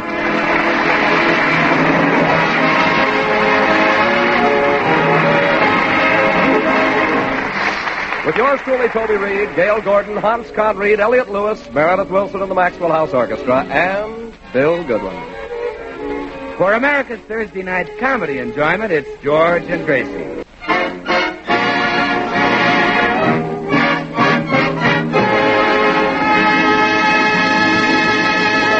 I think we'd be safe in saying that George Burns' life is never dull. Gracie sees to that. As we join them now, we find Gracie telling George about her new interest, spiritualism. What? Spiritualism. Oh, it's wonderful, George. This medium, Swami Abu, goes into a trance, and I talk to people in another world. What a racket. How much does this medium charge you to talk to that other world? Oh, his rates are very reasonable. $1 for the first 3 minutes. And 50 cents for each additional minute. It's certainly worth that to talk to Julius Caesar. You talked to Caesar? Mm-hmm. I had a long talk with him yesterday. And you know something about him? He's very stingy. Caesar is stingy. He wouldn't let me reverse the charges. Probably spending all his money on Cleopatra. Mm-hmm. I talked to her, too. But she's a sociable girl. Yes, yes. You know, I was surprised to find she had a Brooklyn accent.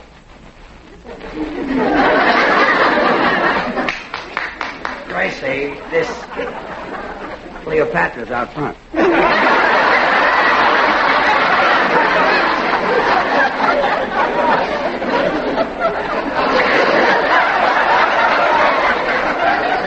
Gracie, this whole thing is a fake. Nobody can talk to Caesar and Cleopatra. I can, George. Swami Abu says I'm unusually receptive to messages from the other world. He says I'm no ordinary woman. That I've known for years. He says my whole body is like a delicately turned radio with a large vacuum tube on top. Gracie, this medium is out to get your money. Don't go back to him. But I have a seance scheduled for this morning. The spirits are going to give me some more advice. You say? Oh, that must be Meredith. He's going to the seance with me today. Meredith goes to the spiritualist, too? Mm-hmm. He's another one with a vacuum top. Probably got 2 tops, one for each head. Come in. Hello. Hello, Meredith. Are you ready to contact the other world? Bet I am, Gracie. I brought along my flute today to play for Beethoven.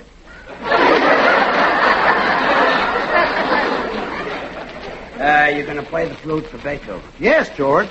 To see if I'm rendering his compositions properly. Oh, why don't you come with us, George? You can contact Joe Miller and see if you're telling his jokes right.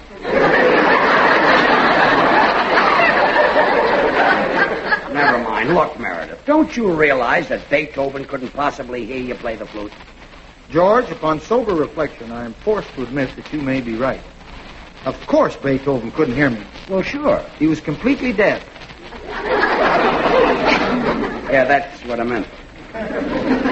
Gracie, I'll go to the seance with you tomorrow and take Beethoven a hearing aid.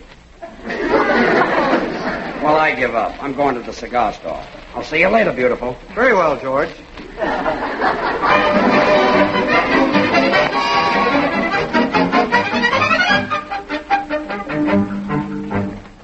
Who's that in the telephone booth, Pops? Oh, that's Joe Bagley. He's still trying to sell that lot he's got down in the swamp. Bagley will never make a go of the real estate business. All he thinks about is playing poker. Yeah. That's why he didn't sell a house to the new preacher, you know. Before he handed the Reverend one of his business cards, he shuffled and cut them. That's Bagley, all right. Well, Pops, I still haven't found a sucker who'll buy... George! Old pal. My bosom friend. How would you like to buy a beautiful lot for only $5,000? Go away with that hunk of swamp. $5,000. I'll come down a little. Take it for $800. I wouldn't give you a nickel for that swamp full of mosquitoes. George. Oh, pal, I'm not asking this for myself. I don't mind if I starve to death. Life has been gay and good. I think that'll get me. I've lived.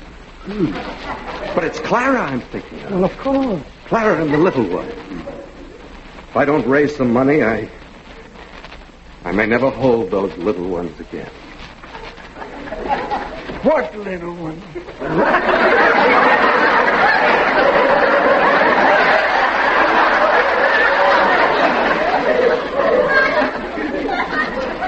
The little ones he's been holding in the poker game. All right, so I've been losing at poker, but I still need dough. How am I going to sell that darn swamp lot? Well, just ask Judas Caesar. That's who Gracie gets her advice from now. What? Yeah, some phony swami named Abul. And has got Gracie believing that she can talk to the spirits. You mean Gracie believes the advice she gets from him? Oh, sure, you know her. She's on her way to a seance now. George, I think I'll take your advice and go see that swami. Joe, I was kidding. The guy's a fake. Caesar can't sell that lot for you. He might, George. He might.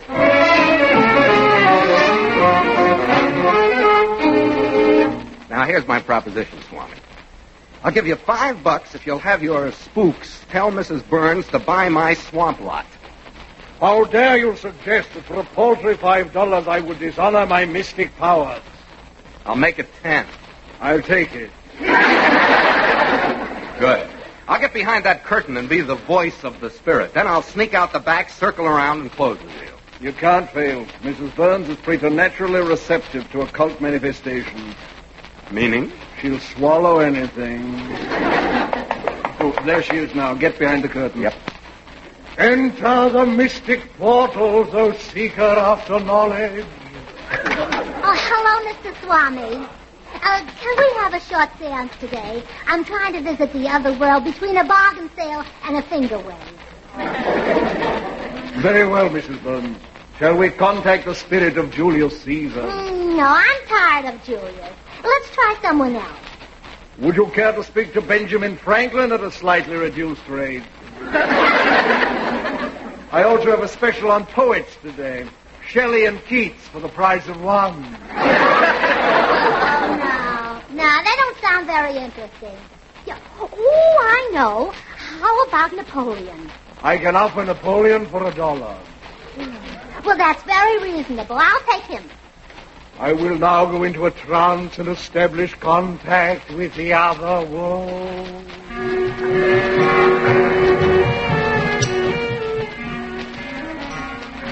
Bonaparte!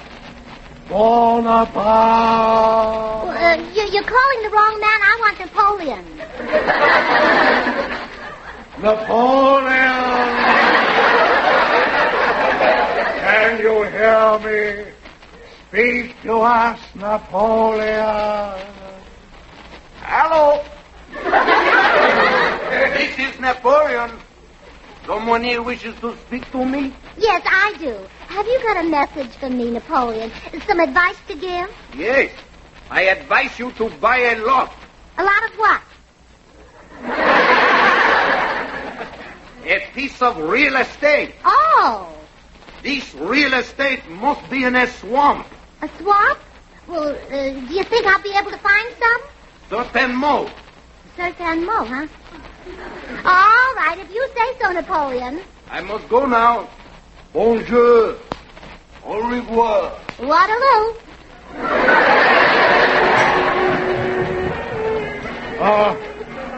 Was the seance a success? Did we contact Napoleon? Yes, and he advised me to buy some real estate in a swamp. We must follow the advice of the spirit. But I don't know where to find a swamp. Hello, learned Swami. I have come to... Oh, why, Gracie. Why, Joe Bagley, what are you doing here? I am a believer in this great man, Gracie. I sit at his feet and follow where he leads. My goodness, doesn't it wear the seat out of your pants? I mean, I seek guidance from his spirit world. Right now, I want to contact the spirits and see if I should sell a very valuable lot I have in a swamp. Joe, that must be the lot I'm supposed to buy. You? Yes. Napoleon gave your name wrong, though. He said I could get it from a certain mole. He must have meant Joe. Yeah, well, Gracie, I wouldn't want to sell this valuable lot without consulting the spirits. But Napoleon okayed it. He just hung up. Well, all right. Here's the deed. Just sign this promissory note for $800. Oh, thank you, Joe. You've made a wise investment, Gracie. You're a brilliant woman. Oh, well, it's just noticeable because I'm so young. Good night, Joe.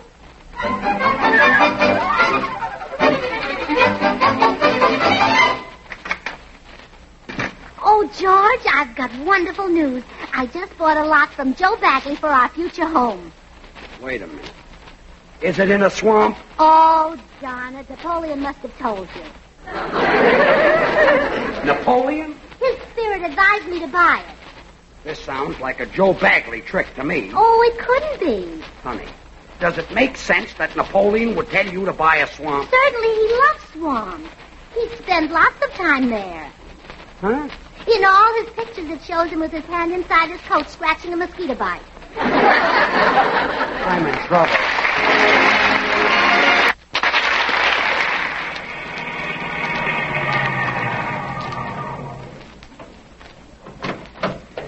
Now, Gracie, I drove you out here so that you could take a look at this lot you bought from Joe Bagley. Yes, our future home. Look at it. Swamp full of mud, rubbish, poison ivy, mosquitoes, snakes, bullfrogs, and quicksand. Where will we put the living room? We can't live in the swamp. It's unhealthy. It is not. Don't alligators live in swamps? Sure. Ever see a sick alligator? Yes. He had alligator bags under his eyes. It's awful, but I had to say it. Gracie, we can't live here. Look at the size of those mosquitoes. There's one on your arm. Slap it. I'm afraid it'll slap me back. I don't see how you can say this place is unhealthy when it grows those big, strong mosquitoes. Gracie, stop trying to defend this awful mistake you made. Now admit it. You were talked into buying this dump by a cheap swindler who stole the money right out of your pocket. That's not true. Napoleon didn't lay a hand on Stop with Napoleon. Let's go home. All right. Oh, wait till I put up my no trespassing sign. No trespassing. Mm-hmm. When your own property is nice as this, you've got to protect it. Now, let's see. I'll drive the stake in right here between the poison ivy and the mud hole. But don't hurt that rat. Yeah.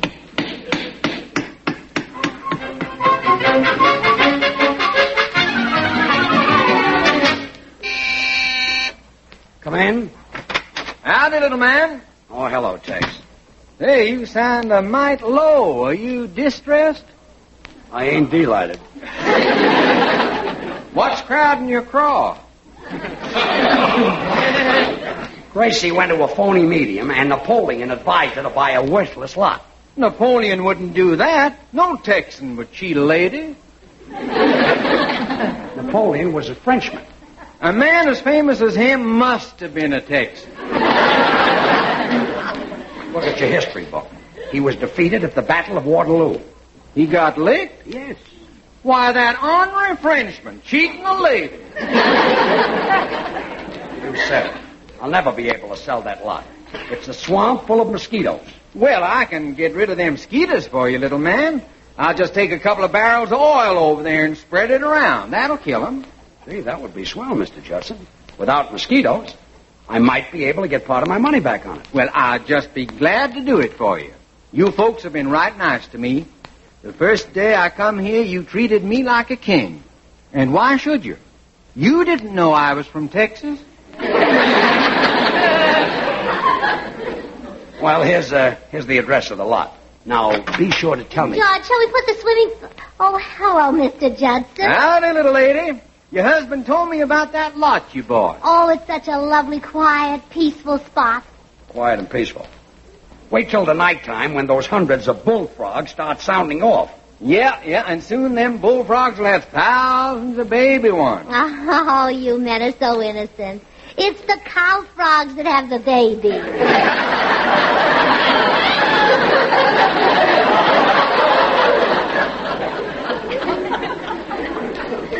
It's the cow frogs that have the baby. Oh, I like your sense of humor, man. Oh, we're seeing you.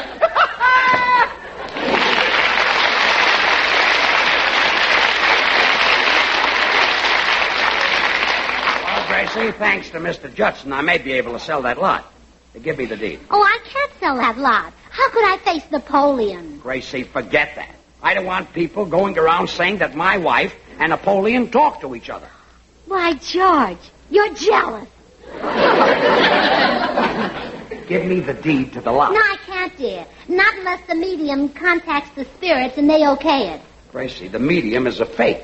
A complete phony. If he was a phony, would great people like Caesar and Napoleon have anything to do with him?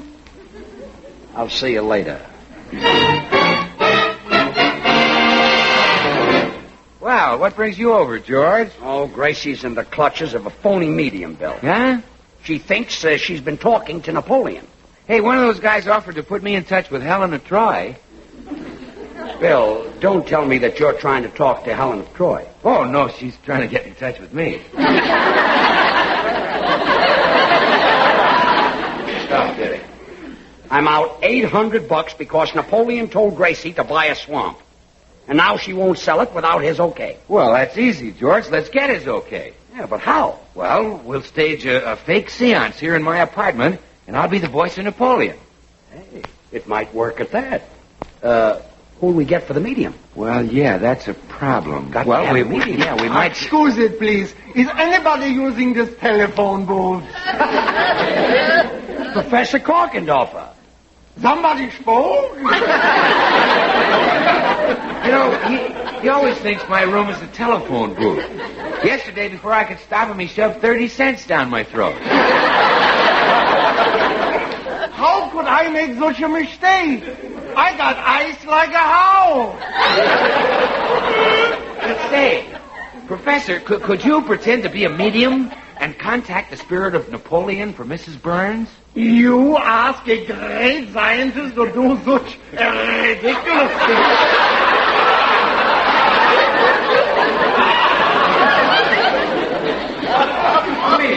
Please help me, Professor.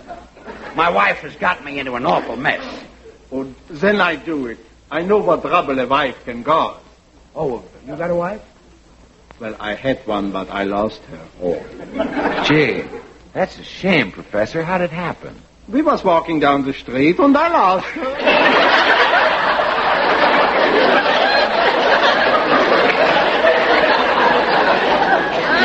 I thought you had good eyes. For sure, I got eyes like a house.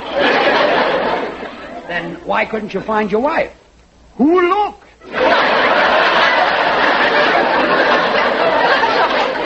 I'll call Gracie and get her right over for the seance. And I'll get behind this curtain and be the voice of Napoleon.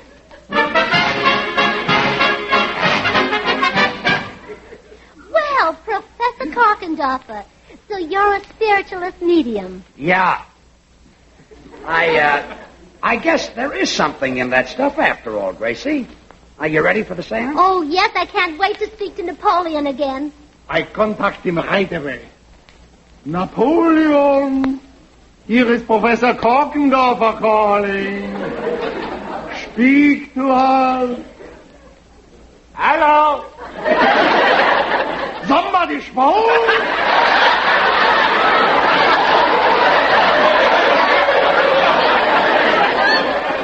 This is Napoleon. I have the message for Gracie Allen. Sells the lot. That is all. Over.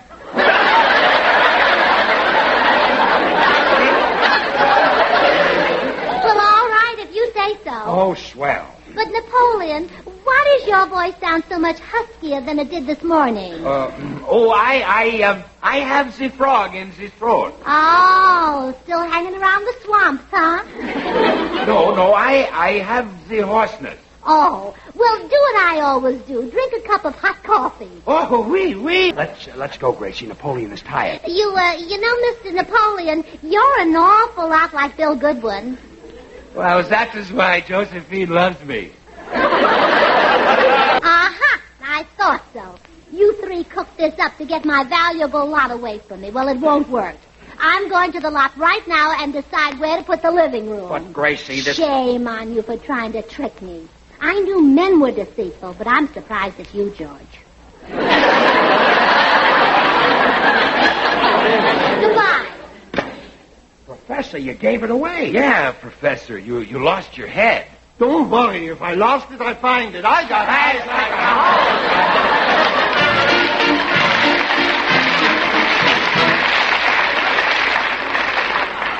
Joe, I've just come from that lot you sold me, and I discovered something terrible about it. You've got to take it back. Sorry, Gracie, a deal's a deal. But look, Joe, look, I ruined my shoes. The lot's full of oil. Sorry, Gracie, a deal's a... Oil? Yes. There's oil there? Yes, the poor mosquitoes are all lying around dead. And if it'll kill those nice, healthy mosquitoes, think what it'll do to George. Are you sure there's oil there? Well, there wasn't this morning when I drove that stake in the ground, but when I went back just now, it was covered with it. You drove a stake in the ground, and now there's oil? Yes, and I can't have that in my yard. Even if it didn't kill George, he'd come in the house oiled every night.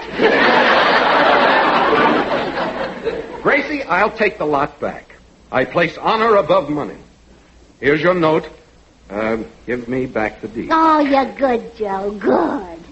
Oh, but I hate to think of you being stuck with that old swamp full of oil. What'll you do with it? Oh, I'll try to sell it to some rich man who doesn't care about money. Somebody like Rockefeller. Good luck, Joe. You deserve it.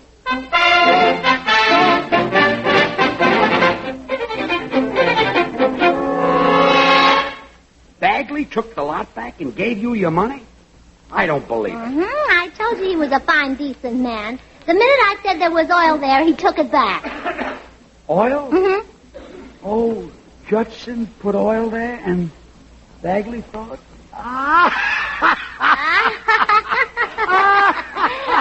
What are you laughing at? Oh, he thinks he's got himself an oil field. Come in. Howdy, little folks. Hello, Mr. Judson. Mr. Judson, old pal, I want to thank you again for that wonderful idea of spreading oil on my lot. Well, you're welcome. I got the oil on my truck now. Come on, we'll go over to the lot and spread it.